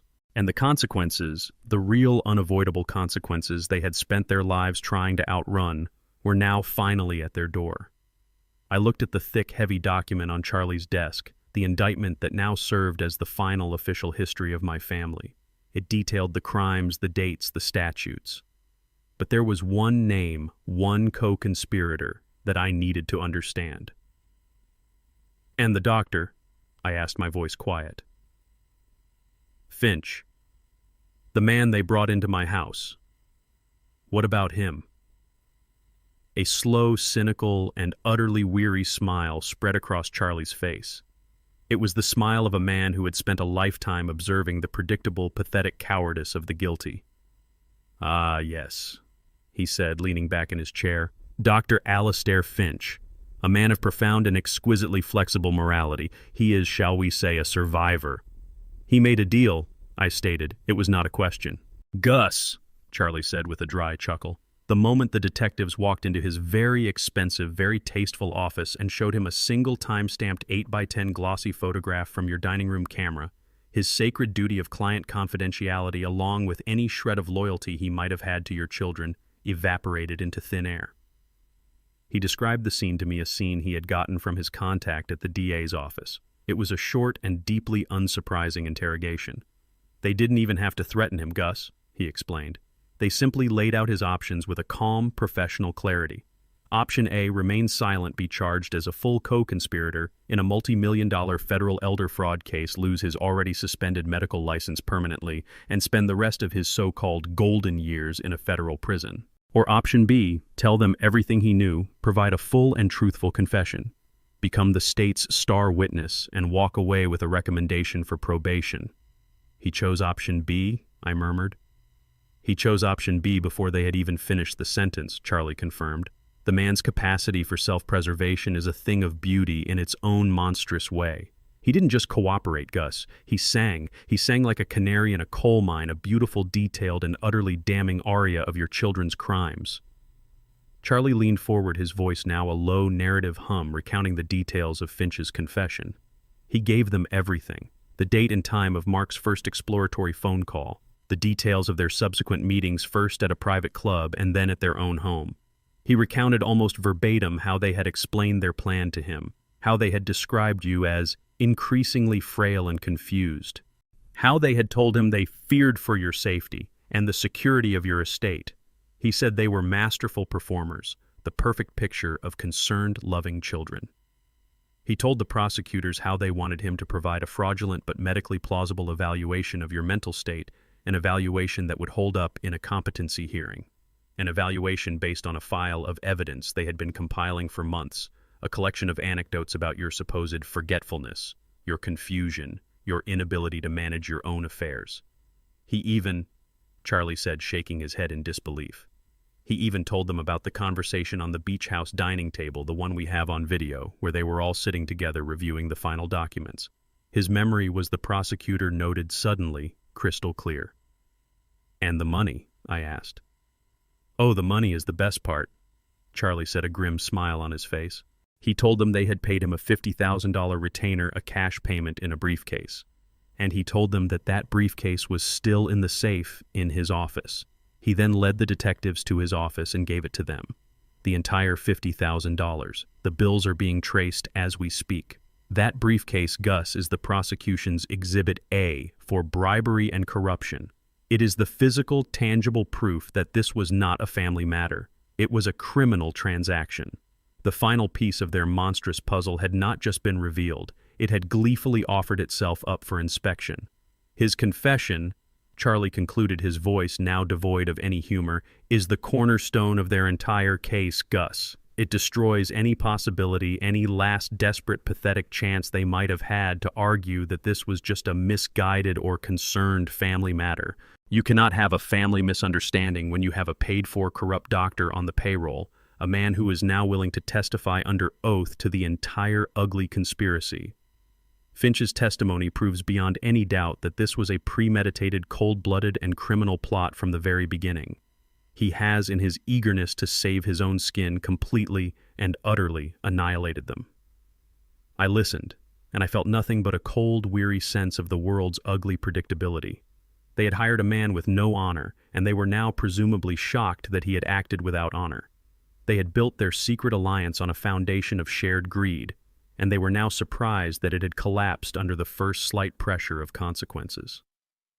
Finch was not the real villain of this story. He was just a tool, a hired instrument. The true, unforgivable crime belonged to my own children, the ones who had been so willing and so eager to buy his services. The weeks following the arrests were a quiet, gray purgatory. I had returned not to the beach house, which was now a sealed crime scene, a place I knew I could never again think of as a home, but to a quiet, extended-stay hotel in a part of Charleston I barely knew. I spent my days walking along the Battery, watching the great container ships move silently out to sea, each one a slow, majestic departure. My own departure from the life I had known was less majestic. It was a quiet internal exile. Charlie had handled everything. He was my shield, my spokesman, my only link to the ugly, grinding machinery of the legal world that had now consumed my children. He was the one who spoke to the detectives, to the prosecutors, to the press. I remained a ghost, an anonymous source, the quiet, unseen architect of a ruin I did not have the heart to survey. He came to see me at the hotel about a month after the raid. He brought not a bottle of bourbon, but his heavy old leather briefcase. He looked tired, but his eyes held the grim, focused satisfaction of a lawyer who knows his case is unassailable. We sat on the small, impersonal balcony of my hotel room, the warm, humid air of the low country, a strange contrast to the cold, hard facts we were about to discuss. "The grand jury returned their indictment this morning, Gus," he said without preamble. He opened his briefcase and took out a thick, official-looking document bound in a simple blue cover. He slid it across the small, glass-topped table. "It's official. The United States of America versus Mark Davis, Karen Monroe Davis, and David Monroe." I looked at the cover.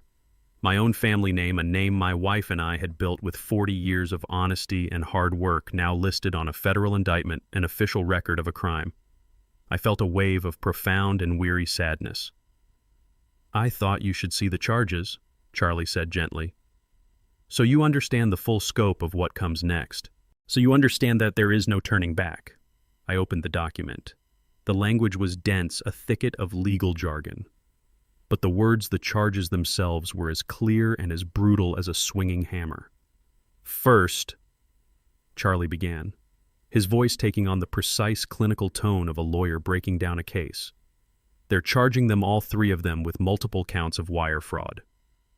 Every fake email Mark sent you with a glowing, fictitious portfolio report.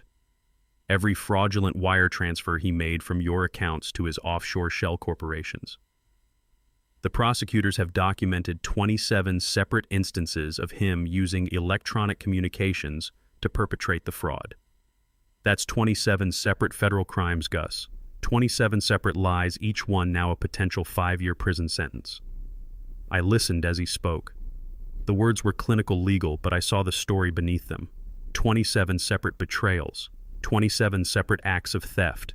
It wasn't a single mistake, a momentary lapse of judgment. It was a career, a meticulous, long-term, and utterly ruthless campaign.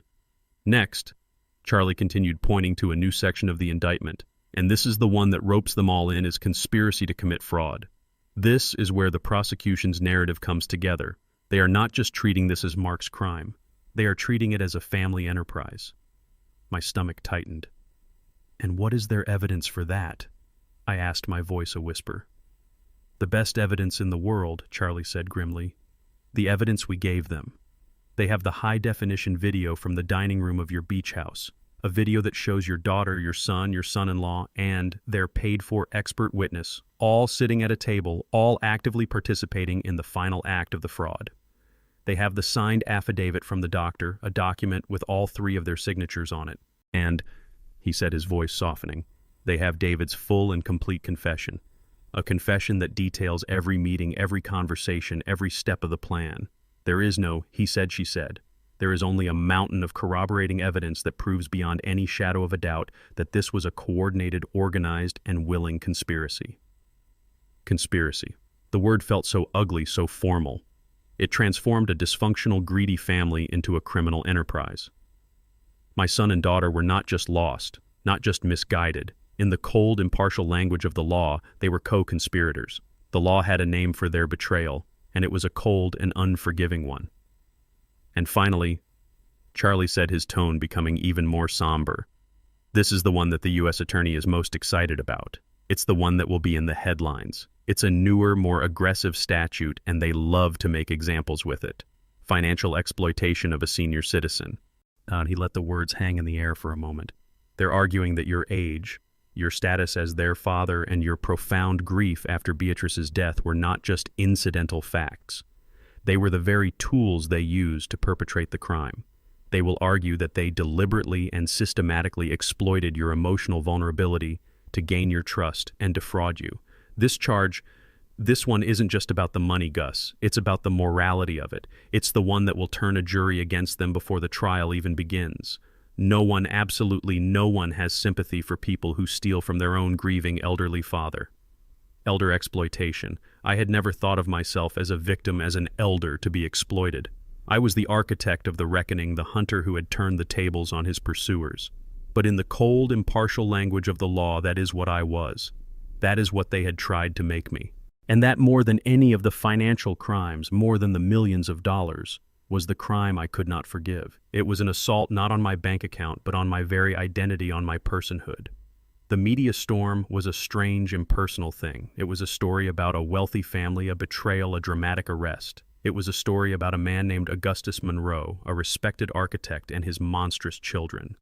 But as I sat in my quiet hotel room reading the articles and watching the news reports, I felt a profound sense of detachment.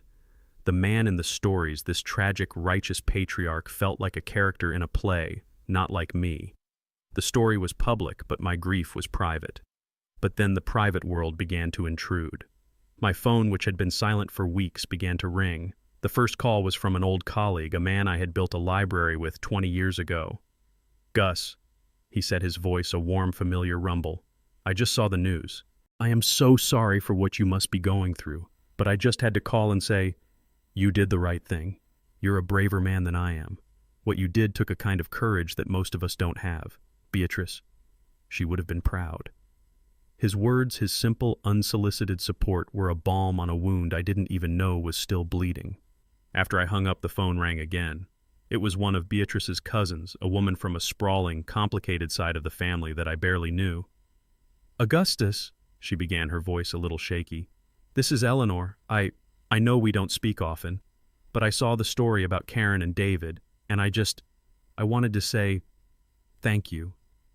Thank you for having the courage to do what was right, not just what was easy. The family name, it means something again." The calls kept coming, a small, steady stream of support from the quiet, forgotten corners of my life. Old friends from college, neighbors from the house I had just sold, even a few of the investors that Mark had defrauded who had somehow gotten my number. They called not to demand anything, but simply to thank me, to tell me that my actions had given them a sense of justice that the legal system alone could not provide. Each call was a small, steadying anchor in a sea of emotional turmoil. I had felt so alone in my decision, an isolated general waging a secret, lonely war. I had not realized that I had a silent army of allies, an army of good, decent people who still believed in the simple, old-fashioned principles of right and wrong. The most important call came late in the afternoon. It was from my older brother William, who lived in California. We were not close, our lives had taken us down different paths, but we were brothers. "Gus," he said, his voice gruff, but with an undercurrent of a deep and unfamiliar respect. "I saw the news. About your kids." "I know," I said, waiting for the judgment, the condemnation for having aired our family's dirty laundry in public. "I just have one thing to say," he said, his voice clearing. "It's about damn time someone in this family had the courage to stand up for what's right instead of just what's convenient. Dad would have been proud of you. I'm proud of you." I hung up the phone, and for the first time since I had walked out of that beach house, I let myself weep. Not the tears of a grieving father, but the quiet, grateful tears of a man who has just discovered that he is not and has never been truly alone. The public story was one of tragedy and betrayal. But the private story, the one being told in these quiet, whispered phone calls, was one of a quiet and profound and deeply human solidarity.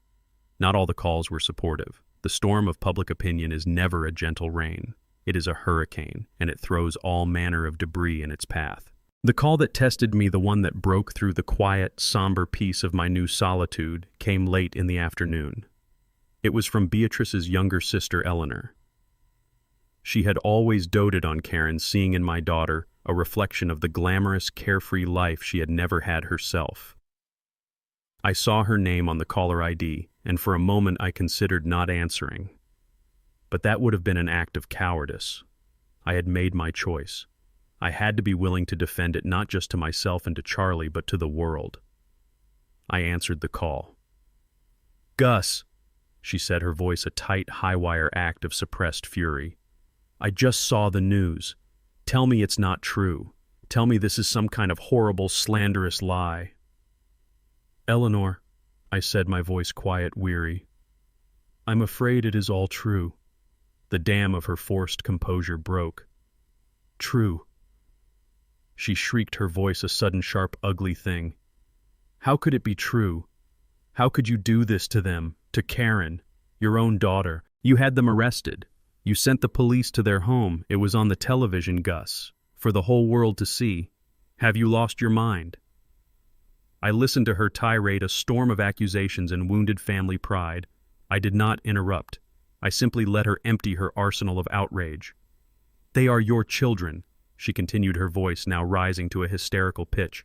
"Your own flesh and blood families have problems, Gus. Yes, but you deal with them in private. You don't call the police. You don't parade your family's dirty laundry on the evening news. What would Beatrice say? She would be ashamed, utterly and completely ashamed of you." The mention of my wife's name was a deliberate and deeply cruel blow, but it did not have the effect she intended. It did not fill me with shame. It filled me with a cold, hard clarity. "Eleanor," I said, my voice cutting through her tirade, not with anger, but with a quiet, absolute authority that made her fall silent. "You are wrong. Beatrice would not be ashamed of me. She would be heartbroken by what her children became. But she would be ashamed of a world where privacy is used as a shield to protect criminals and enable predators." "Criminals?" she scoffed. "They are your children. They made a mistake." "No, Eleanor," I said, my voice as cold and as clear as a winter morning. "A mistake is when you forget to pay a parking ticket, when you systematically embezzle $750,000 from your own father, when you forge his name on legal documents, and when you conspire with a disgraced doctor to have him declared mentally incompetent so you can steal the rest of his fortune and throw him into a state-run home to rot. That is not a mistake. That is a monstrous and unforgivable crime. And it is a crime that they committed not just against me, but against the memory of your sister." The line was silent. My words, the unvarnished, ugly truth, had finally penetrated her wall of sentimental family loyalty. "You speak of privacy," I continued, my voice now a low, passionate whisper. "Do you know what privacy was in this family? Privacy was the darkness in which their greed was allowed to grow unchecked for years. Privacy was the silence that allowed them to believe their actions had no consequences. Privacy was the weapon they were counting on to keep me silent, to ensure I would be too ashamed, too concerned with the family's reputation to ever fight back. I did not destroy our family's privacy, Eleanor. I simply turned on a light. And what we all saw in that light was a cancer. And you do not treat a cancer with privacy. You treat it with surgery, a harsh, brutal, and public surgery if necessary to save the integrity of the whole. She was weeping now, quiet, defeated sobs. The fury was gone, replaced by the dawning, terrible understanding of the truth. I loved my children. I said, my voice softening, the anger replaced by a deep and final sadness. But the people who were arrested at that beach house, they were not my children anymore. They were strangers, and I had a moral and legal duty to stop them, not just for me, but for their victims and for the memory of the woman we both loved. That is what I did, and I would do it again. I did not wait for her to reply. I did not want her apologies or her tears. I had spoken my truth. I had defended my choice, and now I needed the quiet again. Goodbye, Eleanor, I said gently, and I hung up the phone. The conversation had been painful, a necessary confrontation with the sentimental lies that families so often tell themselves. But it had been clarifying. Not everyone would see me as a hero. Not everyone would understand. But I was not looking for the world's approval. I was only looking for the quiet internal peace of a man who knows with an absolute and unshakable certainty that he has at long last done the right thing. The legal storm once unleashed took on a life of its own. It was a slow grinding and impartial machine, and it had consumed my children.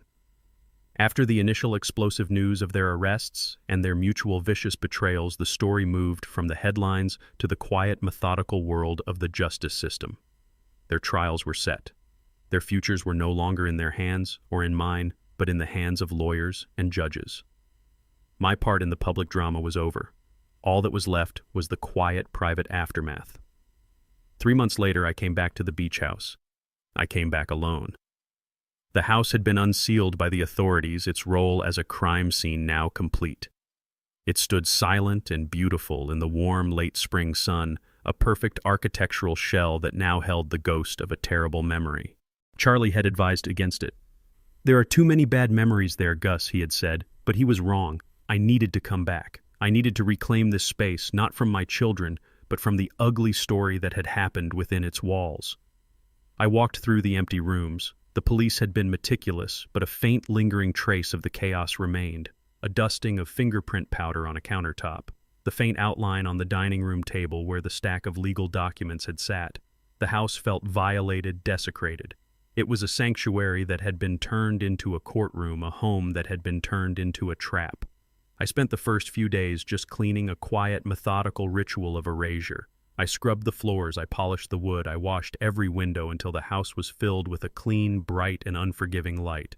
I was not just cleaning away the dust, I was trying to clean away the memory of their betrayal. I have lost my children.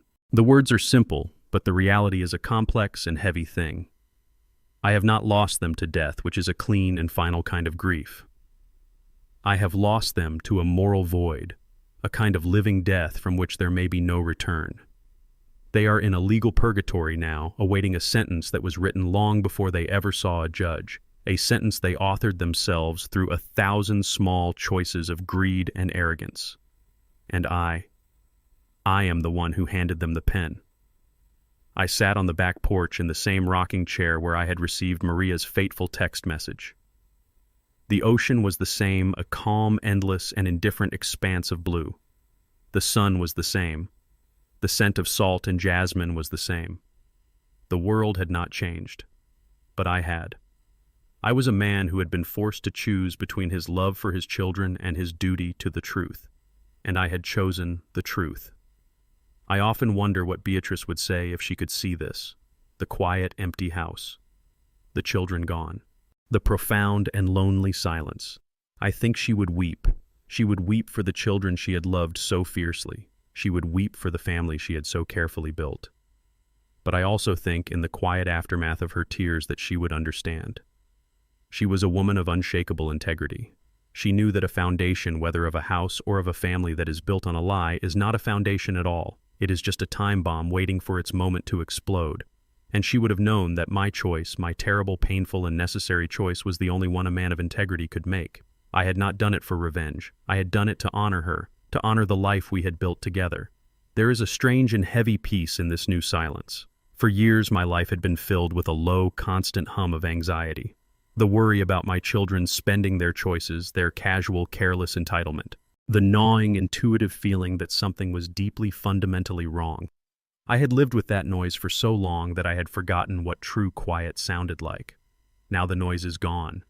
In its place there is only this, a vast, quiet, and profound silence. It is the silence of a problem that has been solved, the silence of a difficult, necessary surgery that is finally over, the silence of a house that is no longer sick with secrets.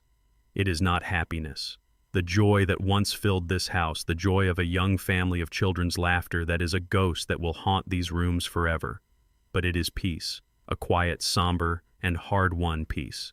I looked down the long, empty stretch of beach. This was the place where I had watched them play, where I had seen them as the beautiful, perfect family they had pretended to be. Now I saw it for what it was, a beautiful, empty stage. The play was over, the actors were gone, and only the architect remained a solitary figure sitting quietly amidst the ruins of his own most personal creation. I am alone, but for the first time in a very long time I am not lonely. I am simply at peace. The price was everything, and yet somehow it was worth it. The legal proceedings once set in motion were a distant grinding machine that had little to do with me anymore. My part was done. I had given my testimony, the facts were the facts, and the wheels of justice would now turn at their own inexorable pace. The world had moved on to the quiet, bureaucratic aftermath, but I had not. My own personal aftermath was a much quieter, more profound, and more lonely affair. I returned to the beach house. I returned alone. The house, which had been unsealed by the authorities, its role as a crime scene now complete, stood silent and beautiful in the warm, late spring sun. It was a perfect architectural shell that now held the ghost of a terrible memory. Charlie had advised against it. "There are too many bad memories there, Gus," he had said, but he was wrong. I needed to come back. I needed to reclaim this space, not from my children, but from the ugly story that had happened within its walls. I needed to see if it was still a home, or if it was just a house haunted by the ghosts of a family I no longer had. For a week I was a ghost myself, drifting through the large, empty, and silent rooms. The house was clean, sterile, the fingerprint dust and the faint, acrid smell of the investigation all gone. But the silence was a physical presence, a heavy blanket that smothered all the happy memories that had once lived here. I would sit on the back porch in the same rocking chair where I had received Maria's fateful text message, and I would watch the ocean, and I would feel nothing but a vast and profound emptiness. And then one afternoon a car pulled into the driveway. It was Maria's old reliable sedan. She got out not in her usual housekeeper's uniform, but in a simple, tasteful dress, and she was carrying a large covered basket. She had not called, she had just come. She walked onto the porch, her face a mask of quiet, respectful concern. "Mr. Gus," she said softly, "I was worried about you, all alone in this big place." She placed the basket on the small table between our rocking chairs. "I brought you some sancocho," she said, referring to the hearty Colombian stew that had been my wife's favorite. I thought you might like a taste of something warm." It was a simple, kind gesture, an act of pure, uncomplicated human decency. And it broke through the cold gray fog of my solitude in a way that 1,000 well-meaning phone calls never could have. For the first time in months, I felt a genuine and painful lump form in my throat. "Thank you, Maria," I said, my voice a hoarse whisper. "Thank you." We sat there for a long time, not speaking, just sharing the quiet of the afternoon. She did not ask me how I was feeling. She did not offer empty platitudes. She just sat with me, her quiet, steady presence a comforting anchor in the turbulent sea of my own thoughts. "I never had the chance to properly thank you," I said finally, my voice clearer now, "for what you did. You risked everything for me, Maria. If they had found out, She turned her kind, intelligent eyes on me, and there was no fear in them, only a quiet, unshakable strength. "I did not do it for you, Mr. Gus," she said, her voice soft but firm. "Not just for you. I did it for her." She gestured with her head, a small, almost imperceptible nod towards the house, towards the garden, towards the whole world that had once belonged to Beatrice. "I worked for Mrs. Beatrice for 30 years. She was more than an employer to me. She was a good woman, a kind woman. She taught me how to speak English. She helped me bring my own family over. She was my friend. What they were trying to do, it was an insult to her memory. It was an insult to this house, the house she loved so much. I could not stand by and watch that happen." Her simple, powerful words framed the entire ugly affair in a new light. This had not just been a war over my money, over my future. It had been a war over my wife's memory, and Maria had been its most loyal soldier. I still don't understand it. I confess the question that had haunted my every waking moment finally being spoken aloud. How could they, the children she loved so much, the children we raised in this house on these values, where did we go wrong? Maria was silent for a long moment, looking out at the ocean. "Sometimes, Mr. Gus," she said, her voice a gentle philosophical murmur, "a tree can have a good strong root, a healthy root, but a sickness can get into one of the branches, a blight. It is not the fault of the root. It is not the fault of the gardener. It is just a sadness, a deep and terrible sadness." Her simple, profound metaphor was a gift. It was a quiet, gentle absolution. It was a way of seeing the tragedy not as my failure, but as a sickness, a blight that had taken root in the hearts of my own children. "You feel the guilt," she continued, as if reading my mind. "You feel you have caused this pain, this ruin." "I was the one who set the trap," I said, my voice a low whisper. "I was the one who made the call." She turned to face me, and her expression was one of fierce and absolute loyalty. "You did not cause this pain, Mr. Gus," she said, her voice firm. "You only revealed it. The pain was already there, hidden in the dark, in the secret accounts, in the ugly conversations they had when they thought no one was listening. You did not start the fire. You only opened the door so that the world could see the smoke. And sometimes," she finished, her voice softening again, "sometimes the light is a painful thing to see, but it is always, always better than the darkness." We sat in silence again, but it was a different kind of silence now. It was a silence of shared understanding, of a quiet and profound peace. She had given me a gift that afternoon, a gift more valuable than any fortune. She had given me perspective. She had helped me see that my children's failure was their own, a sickness that I could not have cured, a blight that I could not have prevented. All I could do was what any good gardener does. I had pruned the diseased branches to save the integrity of the tree. Later, as the sun began to set, she stood up to take the empty soup bowls inside. "Let me get these," she said, her old familiar habit kicking in. I stood up and gently took the bowls from her hands. "No, Maria," I said, looking her in the eye. "Not today. Today you are a guest in this house." And so we sat, the old architect and the loyal housekeeper, two unlikely allies at the end of a quiet war. We had lost a family, but in the ruins we had found a friendship that was as true and as strong as any bond of blood. The initial explosive news of their arrests was a public spectacle, a brief dramatic flare in the city's news cycle. But I knew, as a historian knows, that the real story, the real consequences unfold, not in the bright, loud moments of public drama, but in the quiet, desperate rooms where the deals are made and the betrayals are finalized. I did not have to wait long for that story. A few days after the arrests, Charlie came to my hotel room. The initial adrenaline of the event had worn off, leaving behind a quiet, somber sense of finality. "Well, Julian," he said, his voice a low, grim rumble over the phone. "It's happening. Exactly as we predicted. The rats have started to eat each other." I was silent, waiting. "Trevor's lawyer is no fool," Charlie continued. "He saw the mountain of evidence we handed the DA. He knew a trial was unwinnable. There was no defense. So he went for the only move he had left on the board. He offered up a co-conspirator in exchange for a plea deal." "Naomi," I said. It was not a question. It was a statement of historical inevitability. "He's pleading guilty to everything." Charlie said, his voice a mixture of legal analysis and pure human disgust. Wire fraud, mail fraud, the whole 9 yards. A full confession. In exchange for the prosecution recommending a reduced sentence, he has agreed to be their star witness. Against his own wife. I closed my eyes. The father in me felt a distant aching pang, but the historian simply nodded, acknowledging a pattern as old as time itself. He's painting a masterpiece of self-pity, Charlie went on, his voice dripping with cynicism. He's claiming he was a weak, love-struck man who was pushed into the scheme by a greedy, materialistic, and ruthlessly ambitious wife. He's telling the prosecutors that Naomi was the one who was obsessed with the lifestyle, the one who demanded the bigger house, the fancier car, the European vacations.